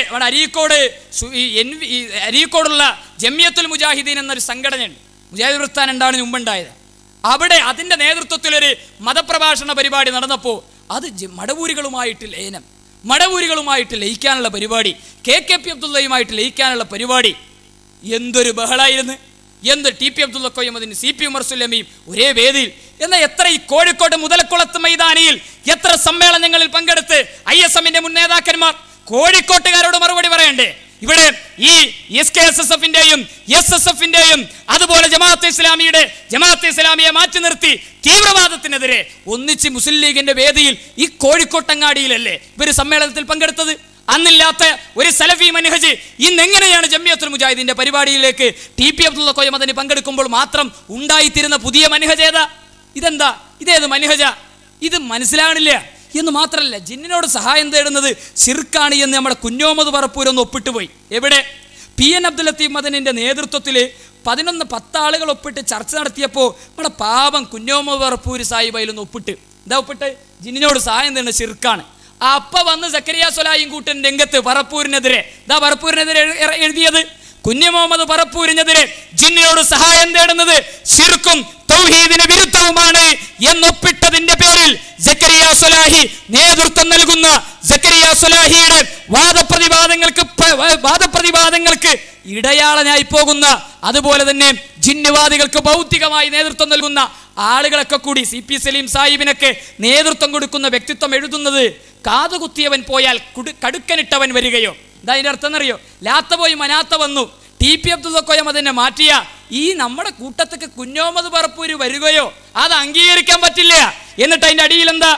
ഈ കഴിഞ്ഞ പിളർപ്പിന്റെ സമയത്തും അവസാനം വരെ നിലപാട് വ്യക്തമാക്കാത്ത ആളായിരുന്നു കുഞ്ഞു മുഹമ്മദ് പറപ്പൂർ ഉൾപ്പെടെയുള്ളവർ. അതുകൊണ്ട് തന്നെ അത്തരക്കാരുടെ അധികാരത്തിന് കീഴിൽ സലഫികൾക്ക് സലഫിയത്തിന്റെ സുന്ദര ഭൂമികയെക്കുറിച്ച് സ്വപ്നം കാണാൻ പോലും അവകാശമുണ്ടാകില്ല. പറപ്പൂരിന്നും അതേ നിലപാടിൽ തന്നെയാണ് നിലകൊള്ളുന്നത്. എങ്ങനെ തൂക്കം നോക്കി നിൽക്കണ ആളാ ആര്? കുഞ്ഞോമത് മൗലവി പറപ്പൂര്. ആരെഴുതണത്? സക്കരിയ സ്വലാഹിയും അദ്ദേഹത്തിന്റെ അനുയായികളും. നിഷേധിക്കട്ടെ. അല്ലെങ്കിൽ ഈ KKP അബ്ദുള്ള എന്ന ചാരന്, KKP അബ്ദുള്ള ചാരനാണെന്ന് ലോകത്തെ പരിചയപ്പെടുത്തിയ മഹാമനീഷിയായി സക്കരിയ സ്വലാഹിയും CP സലീമും അതുപോലെ TK അഷ്റഫും ഒക്കെ കൊണ്ടു നടക്കുന്ന ഒരു മഹാൻ എഴുതിയതാ. ഇവര് നിഷേധിക്കട്ടെ. പേരും ഫോൺ നമ്പറും അടക്കം വെച്ച് എഴുതിയതാ. ഇനി എന്താ എഴുതിയത്? കേരളത്തിൽ ഈ ജിന്ന് വിവാദം ഇത് മനസ്സിലാക്കാതെ ആ ചെന്നായക്കൂട്ടത്തിൽ കയറാൻ ശ്രമിക്കുന്ന നിഷ്കളങ്കനായ ഒരു ആട്ടിൻകുട്ടിയൊന്നുമല്ല കുഞ്ഞു മുഹമ്മദ് പറപ്പൂര്. അത് വ്യക്തമായി മനസ്സിലാക്കി ഈ 11-ാം മണിക്കൂറിൽ അയാൾ കേരളത്തിൽ ഇപ്പോൾ രൂപപ്പെട്ട സലഫി സമൂഹത്തിന്റെ മുന്നിലേക്ക് വലിഞ്ഞു കയറാൻ ശ്രമിക്കുമെന്നത് കാണാൻ പോകുന്ന യാഥാർത്ഥ്യമാണ്. KNM മാറ്റി നിർത്തി പുതിയൊരു സലഫി മുന്നണി രൂപം കൊള്ളുമ്പോൾ അതിന്റെ നേതൃത്വത്തിലേക്ക് വരാനുള്ള ഗൂഢശ്രമമാണ് കുഞ്ഞി മുഹമ്മദ് പറപ്പൂര് നീക്കിക്കൊണ്ടിരിക്കുന്നത് എന്ന് സക്കരിയ സ്വലാഹിയും അദ്ദേഹത്തിന്റെ കൂടെയുള്ളവരും സമൂഹത്തിന്റെ മുന്നിലേക്ക് എഴുതി വിടുന്നു. എന്താ പറപ്പൂര് ഇത് തെറ്റ്? ഈ പി.എൻ. അബ്ദുൽ ലത്തീഫ് അതിന്റെ നേതൃത്വത്തിലെ ചർച്ചയിൽ ജിന്നിനോട് സഹായം തേടുന്നത് തൗഹീദിന് വിരുദ്ധവും ശിർക്കുവാണെന്ന് ഒപ്പിട്ടുപോയി. ബാക്കി എന്താ എഴുതിയത്? മുജാഹിദ് പ്രസ്ഥാനത്തിന്റെ ഇപ്പോഴത്തെ പ്രശ്നങ്ങൾക്കൊരു കാരണക്കാരനായി മാറിയ KKP അബ്ദുള്ളയെ അറിയാത്തവരുണ്ടാവില്ല. കണ്ണൂർ തളിപ്പറമ്പ് സ്വദേശിയായ KKP മലപ്പുറം പാണ്ടിക്കാട് സ്വദേശിയായ ഞാനുമായി ബന്ധപ്പെട്ടതിന്റെ അടിസ്ഥാന കാരണം അധികാരത്തിന്റെ അഹന്തയിൽ മത്തുപിടിച്ച പറപ്പൂരെന്ന സലഫി വിരോധിയാണ്. സലഫി വിരോധി എന്ന അബ്ദുറഹ്മാൻ സലഫി വിരോധി എന്നല്ല, സലഫിയത്തിന്റെ വിരോധി, സലഫി മൻഹജിന്റെ വിരോധിയാണ് കുഞ്ഞി മുഹമ്മദ് പറപ്പൂര്. ആരെഴുതുന്നത്? സക്കരിയ സ്വലാഹിക്ക്. സക്കരിയ സ്വലാഹി നേതൃത്വം കൊടുക്കുന്ന ജിന്നുവാദികളുടെ ആത്മീയ നേതാവ് എഴുതുകയാണ്. സക്കരിയ സ്വലാഹിക്ക് പകരം വാദപ്രതിവാദ വ്യവസ്ഥയ്ക്ക് വരെ വരുന്ന മാന്യദേഹങ്ങളാണ്. മൂപ്പര KKP എന്ന ചാരനെ കുറിച്ച് മണിക്കൂറുകളുള്ള സംസാരം കേരളത്തിന്റെ മണ്ണിൽ പുറത്തുവിട്ടത്. ആ KKP എന്ന ചാരനെ നിങ്ങൾ വിശ്വസിക്കുന്നുണ്ടെങ്കിൽ കുഞ്ഞി മുഹമ്മദ് പറപ്പൂരിനെ കുറിച്ച് നിങ്ങൾ എഴുതിയതിന്റെ നിലപാട് സക്കരിയ സ്വലാഹി വ്യക്തമാക്കേണ്ടതുണ്ട്, CP സലീം വ്യക്തമാക്കേണ്ടതുണ്ട്, സാബിർ നവാസ് വ്യക്തമാക്കേണ്ടതുണ്ട്, TK അഷ്റഫ് വ്യക്തമാക്കേണ്ടതുണ്ട്. ഇവരൊക്കെ ഇത് പറയണ്ടേ? KKP ഇവരെ സലഫി മാനേജ് എന്താ? അബ്ദുറഹ്മാൻ സലഫിനെ പറ്റി KKP അബ്ദുള്ള പറഞ്ഞു എന്ന് ഈ സാലിം പാണ്ടിക്കാട്ടുള്ള സക്കരിയ സ്വലാഹിന്റെ ആത്മീയ നേതാവ് പറഞ്ഞത് വേദവാക്കിയിട്ട് നാട്ടിൽ മുഴുവൻ കൊണ്ടു നടക്കുന്നു. അതേ സാലിം കുഞ്ഞി മുഹമ്മദ് പറപ്പൂര് KKPന്റെ ഏജന്റും മടവൂരി ചാരനുമാണെന്ന് പറഞ്ഞത് എന്താണ് നിങ്ങൾ വിശദീകരിക്കാത്തത്? അപ്പൊ അബ്ദുറഹ്മാൻ സലഫിക്കെതിരെയുള്ള വ്യക്തിവിരോധം തീർക്കലാണ് ഇവരുടെയൊക്കെ ലക്ഷ്യം. തീർന്നോ? തീർന്നിട്ടില്ല. അടുത്തതെന്താ? അടുത്തതിന് അതിനേക്കാളും വലുതാ മാളത്തില്. എന്താ ഉള്ളത്? എന്നിട്ട് ഇയാളുടെ ആരുടെ? കുഞ്ഞി മുഹമ്മദ് പറപ്പൂരിന്റെ കിബറും ജഹാലത്തും അഹങ്കാരവും അത്രത്തോളം മൂത്തതായിരുന്നു. ഈ സംഭവം കോഴിക്കോട് ജില്ലക്കാരനായ എൻ്റെ ഒരു സുഹൃത്തിൽ നിന്നും അദ്ദേഹത്തിന്റെ സുഹൃത്തായ KKP അബ്ദുള്ള അറിയുകയും പറപ്പൂരിനെതിരെ ഒരു ആയുധമാക്കാൻ വേണ്ടി KKP അബ്ദുള്ളനെ പരിചയപ്പെടുകയും ചെയ്തതിന്റെ ഫലമായാണ് KKP എൻ്റെ സുഹൃത്തായി മാറുന്നത്. പറപ്പൂരിനെ തകർക്കാനാ KKP ആയിട്ട് ഇയാൾ ചാരപ്പണി ഉണ്ടാക്കിയത് എന്ന് ഇവർ ആരാ? സക്കരിയ സ്വലാഹിയും കൂട്ടരും, CP സലീമും കൂട്ടരും, അതുപോലെ TK അഷ്റഫും കൂട്ടരും, സാലിം പാണ്ടിക്കാടും കൂട്ടരും, ഇവരൊക്കെ ഒരു മുന്നണിയാ. വിശദീകരിക്കണം ഇവർ. ഇനി പറപ്പൂരിന്റെ സലഫി വിരോധത്തിന്റെ പ്രധാന അടയാളങ്ങൾ: ഒന്ന്, താടി നീട്ടുന്നത് തീവ്രവാദമാണ്. രണ്ടാമത്, താടി നീട്ടലും കണങ്കാല് വരെ വസ്ത്രം കയറ്റലും ഭീകരവാദമാണ്. ഇവിടെ ആ ഒരു നിയമത്തുള്ള ഫാറൂഖിനെ മാത്രമല്ല എല്ലാവരും കേൾക്കാറുള്ളൂ. ആകെ ഒരു KV അബ്ദുൽ ലത്തീഫ് മൗലവിനെ മാത്രമല്ലേ കേൾക്കാറുള്ളൂ. നിയമത്തുള്ള ഫാറൂഖിയെക്കാളും വലിയ ഭീകരവാദം പറഞ്ഞാൽ ആരാ? കുഞ്ഞി മുഹമ്മദ് പറപ്പൂരെന്ന് ഈ KKP അബ്ദുള്ളയുടെ ചാരൻ എഴുതി വെച്ചിട്ട് അത് വിശദീകരിക്കാൻ ഇന്നുവരെ ഇവർക്ക് കഴിഞ്ഞിട്ടില്ല. എന്ന് മാത്രമല്ല, ഇനി അതിന്റെ അടിയിൽ എന്താ ഉള്ളത്? അതിനേക്കാളും വലുതാ വരുന്നത്. പർദ്ദ ധരിക്കുന്നതിൽ നിർബന്ധം പിടിക്കുന്ന തീവ്രവാദമാണ് എന്ന വാദമുള്ളയാളാണ് കുഞ്ഞി മുഹമ്മദ് പറപ്പൂര്. എന്ന് മാത്രമല്ല, വീണ്ടും എഴുതുന്നത് കാണുക. ഈ ഏറെ താമസിയാതെ KNM-ൽ നിന്ന് പുറത്താകുമെന്ന് മുൻകൂട്ടി കണ്ട് ഇയാൾ മലപ്പുറത്തെ പ്രോഫ്കോണിൽ സന്ദർശകനായത്. ഇയാളുടെ അടുത്ത താണിയായി ഇയാൾ കാണുന്നത് കേരളത്തിൽ ഇപ്പോൾ രൂപം കൊണ്ട സലഫി മുന്നണിയെയാണ്. അതുകൊണ്ട് കേരളത്തിലെ സലഫി സുഹൃത്തുക്കളോട് വിനയപൂർവ്വം പറയാനുള്ളത്, അടുത്ത TP അബ്ദുള്ളക്കോയ മദനിയാണ് ഇയാളെന്നാണ്. മടപൂരിസത്തിൽ പെറ്റുകിടക്കാൻ എന്തുകൊണ്ടും അർഹതയുള്ള ഇയാളെ പേറിയാൽ 10 വർഷത്തിനുള്ളിൽ സലഫികൾ ഇനിയും ഭിന്നിക്കും. അതുകൊണ്ട് സലഫി അണികളെ ഇയാളുടെ അവസരവാദ സുറൂറി മടപൂരി ലൈനിലേക്ക് ഇയാളെത്തിക്കും. അതുകൊണ്ട് ഇയാളെ പ്രതീക്ഷയോടെ കാത്തിരിക്കുന്ന മടപൂരിസത്തിലേക്ക് ഇയാളെ നമുക്ക് ആഘോഷപൂർവ്വം പറഞ്ഞയക്കാം. ആരെ? കുഞ്ഞി മുഹമ്മദ് പറപ്പൂരിന്. പറപ്പൂര് ചെയ്ത തെറ്റെന്താ? പറപ്പൂര് ജമിയത്തിന്റെ ആ PN അബ്ദുൽ ലത്തീഫ് അതിന്റെ തീരുമാനത്തിൽ ജിന്നിനോട് സഹായം തരുന്നത് ശിർക്കാണെന്ന് ഒപ്പിട്ടുപോയി. സക്കരിയ സ്വലാഹി ഇളകി, TK അഷ്റഫ് ഇളകി, CP സലീം ഇളകി, സാബിർ നവാസ് ഇളകി. എന്നിട്ട് ഇവർക്കൊക്കെ നേതൃത്വം കൊടുക്കുന്ന സാലിം പാണ്ടിക്കാടിനെ കൂട്ടുപിടിച്ച് KKP അബ്ദുള്ളയുടെ ആ പ്രവർത്തനം പുറത്തു കൊണ്ടുവന്ന മഹാമനീഷിയെ കൊണ്ട് വീണ്ടും എഴുതിച്ചു. പക്ഷേ KKPന്റെ ക്ലിപ്പ് ആളുകൾ കാണുന്നത് ഈ സാലിമുമായിട്ട് സംസാരിച്ച അതേ സാലിം എഴുതിയ കത്ത്. എന്താണ് നിങ്ങൾ കാണിക്കാത്തത്? നിങ്ങൾ അംഗീകരിക്കുന്നുണ്ടോ? സാലിമിനെ നിങ്ങൾ തള്ളുമോ? സാലിമിനെ തള്ളുമെങ്കിൽ സക്കരിയ സ്വലാഹി പറയട്ടെ, TK അഷ്റഫ് പറയട്ടെ, CP സലീം പറയട്ടെ. കേരളത്തിന്റെ മണ്ണിൽ തീർന്നിട്ടില്ല. ഇനി എന്താ അടുത്തത്? സലഫിയത്തിന്റെ മുന്നേറ്റത്തിന് വേണ്ടി MSMന്റെ കൊടി പിടിച്ച കാലം മുതൽ റിട്ടയർമെന്റ് കഴിഞ്ഞ വർഷങ്ങൾ പിന്നിട്ടിട്ടും തിരിയാത്ത സലഫിയത്ത് ഇപ്പോൾ ഇയാൾക്ക് തിരിഞ്ഞിട്ടുണ്ടെങ്കിൽ ഒരു സാധാരണ സലഫി പ്രവർത്തകനായി ഇയാൾ കഴിയട്ടെ. അല്ലാതെ സലഫിയത്തിൽ വളരെ ബഹുദൂരം മുന്നേറിയ സലഫി പ്രവർത്തകരുടെ നേതാവാകാനും അവരുടെ ഉപദേശിയാകാനുമുള്ള ഒരു യോഗ്യതയും ഇയാൾക്കില്ല. എന്നിട്ട് അവസാനിപ്പിക്കുന്നതോ അള്ളാഹുവിന്റെ ദീനാണ് സലഫിയത്തിന്റെ പോരാളികൾ ഏറ്റെടുത്തത്. എത്ര തന്നെ ദുർബലമായാലും അള്ളാഹു മതി നമുക്ക്. ഗ്രൂപ്പ് വലുതാക്കാൻ സകല പള്ളിത്തറികളെയും ചപ്പ് ചവറുകളെയും കുഞ്ഞി മുഹമ്മദ് പറപ്പൂരെന്ന പള്ളിത്തറിയെയും ചപ്പ് ചവറിനെയും നമ്മുടെ കൂട്ടത്തിലേക്ക് കൊണ്ടുവന്നാൽ, സലഫിയത്തിന്റെ പിൻവാതിലിലൂടെ പ്രവേശിപ്പിച്ചാൽ ഈ ഭിന്നിപ്പ് തുടർന്നുകൊണ്ടേയിരിക്കുമെന്ന് നാം മനസ്സിലാക്കണമെന്ന് സലഫി പ്രവർത്തകരോട് സാലിം പാണ്ടിക്കാട് നമ്പർ വെച്ചെഴുതിയത്. ഈ സാലിം പാണ്ടിക്കാട് ആരാണ്? സക്കരിയ സ്വലാഹിയുടെ ഉസ്താദ്. ഏത് വിഷയത്തിൽ? ജിന്ന ചികിത്സയുടെ വിഷയത്തിൽ CP സലീമിന്റെ നാവിന്റെ മൂർച്ച ഈ KKP അബ്ദുള്ളയെ പുറത്തു കൊണ്ടുവന്ന സാലിമിന്റെ മദ്ഹ് പറയാനാണ് ഇവർ ഉപയോഗപ്പെടുത്തുന്നത്. അൽ ഇസ്ലാഹ് മാസികയിൽ പേജുകൾ നിരത്തി സാലിമിന്റെ മദ്ഹ് വിശദീകരിക്കുന്നവരെ, ഈ പറപ്പൂരിനെ കുറിച്ച് നിങ്ങൾ എഴുതിയത് നിങ്ങൾ അംഗീകരിക്കുന്നുണ്ടോ? ഉണ്ടെങ്കിൽ പറയൂ, ഇല്ലെങ്കിൽ അതിന്റെ കാരണവും നിങ്ങൾ പറയൂ. അറിയട്ടെ. ഞങ്ങൾ അബ്ദുറഹ്മാൻ സലഫിക്കെതിരെ KKP അബ്ദുള്ള പറഞ്ഞത് നാട് മുഴുവൻ കൊണ്ടു നടക്കുന്നു. അതേ KKPന്റെ വാക്ക് പുറത്തു കൊണ്ടുവന്നു എന്ന് നിങ്ങൾ പറയുന്ന സാലിം പാണ്ടിക്കാട് അവന്റെ പേരും നമ്പറും വെച്ചെഴുതിയിട്ട് CP സലീം ഇത് കണ്ടിട്ടില്ലേ? CP സലീമിന്റെ സലഫി മാനേജർ ജമാഅത്തെ ഇസ്ലാമിക്കാരന്റെ മൂല്യോമീറ്റർ മാതിരിയാണ്. ഇതാ മൂല്യോമീറ്റർ. ജമാഅത്തെ ഇസ്ലാമിന്റെ മൂല്യോമീറ്റർ. മുസ്ലിം ലീഗ് മഞ്ചേരി മത്സരിച്ചപ്പോൾ EMതിന് വോട്ടില്ല, KP മജീദിന് വോട്ടില്ല. ആ കാലഘട്ടത്ത് അപ്പുറത്ത് ഇവിടെ EM സാഹിബിന് മൂല്യം കണ്ടു. ഒരേ പാർട്ടിന്റെ അപ്പൊ കാരണം എന്താ? അത് കേന്ദ്രത്തില് ഏതോ ഒരു നിയമത്തിന് EM സാഹിബ് ഒപ്പിട്ടത് കൊണ്ടാണ്. എന്നാൽ ഒരേ പാർട്ടിന്റെ MPമാരാണ് ആൾക്കാർ, രണ്ടാൾക്ക് മൂല്യം കാണാതിരിക്കണ്ടേ? അതില്ല, ഒരാൾക്ക് മൂല്യം. ഇതേപോലെ അബ്ദുറഹ്മാൻ സലഫിക്കെതിരെ കണ്ടപ്പോൾ മൂപ്പരിക്ക് മൂല്യം, കുഞ്ഞോമർ പറപ്പൂരിനെതിരെ കണ്ടപ്പോൾ മൂല്യമില്ല. ഇതാ മനസ്സിലായി. രണ്ടും ഒരാൾ എഴുതിയത്, രണ്ടും ഒരാൾ പറഞ്ഞത്, രണ്ടും ഒരാൾ വിശദീകരിച്ചത്, രണ്ടും ഈ ജിന്നുവാദികളുടെ നേതാവ് വിശദീകരിച്ചത്. എന്നിട്ട് അതിന് മറുപടി പറയാൻ കഴിഞ്ഞോ? മറുപടി പറയാൻ കഴിഞ്ഞിട്ടില്ല, ഇതുവരെ പറഞ്ഞിട്ടുമില്ല. എന്ന് മാത്രമല്ല, കേരളക്കരയിലെ മുജാഹിദ് പ്രവർത്തകർക്കിടയിൽ ഈ ആശയക്കുഴപ്പങ്ങൾ സൃഷ്ടിച്ച് ഇവർ ഈ പ്രതിസന്ധികളുമായി കടന്നു പോകുന്നത്. സഹോദരങ്ങളെ, അതുകൊണ്ട് ഈ വൈകിയ വേളയിൽ എൻ്റെ പ്രിയപ്പെട്ട സഹോദരങ്ങളോട് ഒരുപാട് കാര്യങ്ങൾ സൂചിപ്പിക്കാനുണ്ടെങ്കിലും ഞാൻ അവസാനിപ്പിക്കുകയാണ്. ഇനി ഞാൻ ഇവിടെ സക്കരിയ സ്വലാഹി വരണമെന്നാണ് ഞങ്ങൾക്ക് ആവശ്യപ്പെടാനുള്ളത്. ഇവിടെ ഈ സാജിദ് തിരൂരങ്ങാടി ആവശ്യമില്ല. സാജിദ് തിരൂരങ്ങാടി അല്ല വരേണ്ടത്. സാജിദ് തിരൂരങ്ങാടി വന്നാൽ മുജാഹിദ് പ്രസ്ഥാനത്തിന്റെ കുട്ടികൾ അതിന് മറുപടി പറയും. സക്കരിയ സ്വലാഹിയാണ് ഈ നാട്ടിൽ ആദ്യം പ്രസംഗിച്ചത്. സക്കരിയ സ്വലാഹിക്കാണ് മുട്ടാൻ പൂതിയുള്ളത്. സക്കരിയ സ്വലാഹിക്കാണ് വാദപ്രതിവാദത്തിന് ആഗ്രഹമുള്ളത്. അതുകൊണ്ട് സക്കരിയ സ്വലാഹി വരട്ടെ, എരഞ്ഞിക്കലിന്റെ മണ്ണിൽ വരട്ടെ. ഈ എരഞ്ഞിക്കലിൽ തൗഹീദ് ഉണ്ടെങ്കിൽ പറയട്ടെ, ജമിയത്തുൽ ഉലമയുടെ നിലപാട് തെറ്റാണെങ്കിൽ പറയട്ടെ. ഞങ്ങൾ അതിന് മറുപടി പറയും. ജമിയത്തുൽ ഉലമ അതിന് മറുപടി പറയും. നദുവത്തുൽ മുജാഹിദീൻ അതിന് മറുപടി പറയും. അതിന് വ്യക്തിപരമായി ആരോപണം ഉന്നയിച്ച് ഈ സാജിദും കീജിതൊക്കെ പറഞ്ഞു പോയ ഒരാളും അതിനെ പരിഗണിക്കാൻ ഉണ്ടാവില്ല എന്നാണ് ഞങ്ങൾക്ക് സൂചിപ്പിക്കാനുള്ളത്.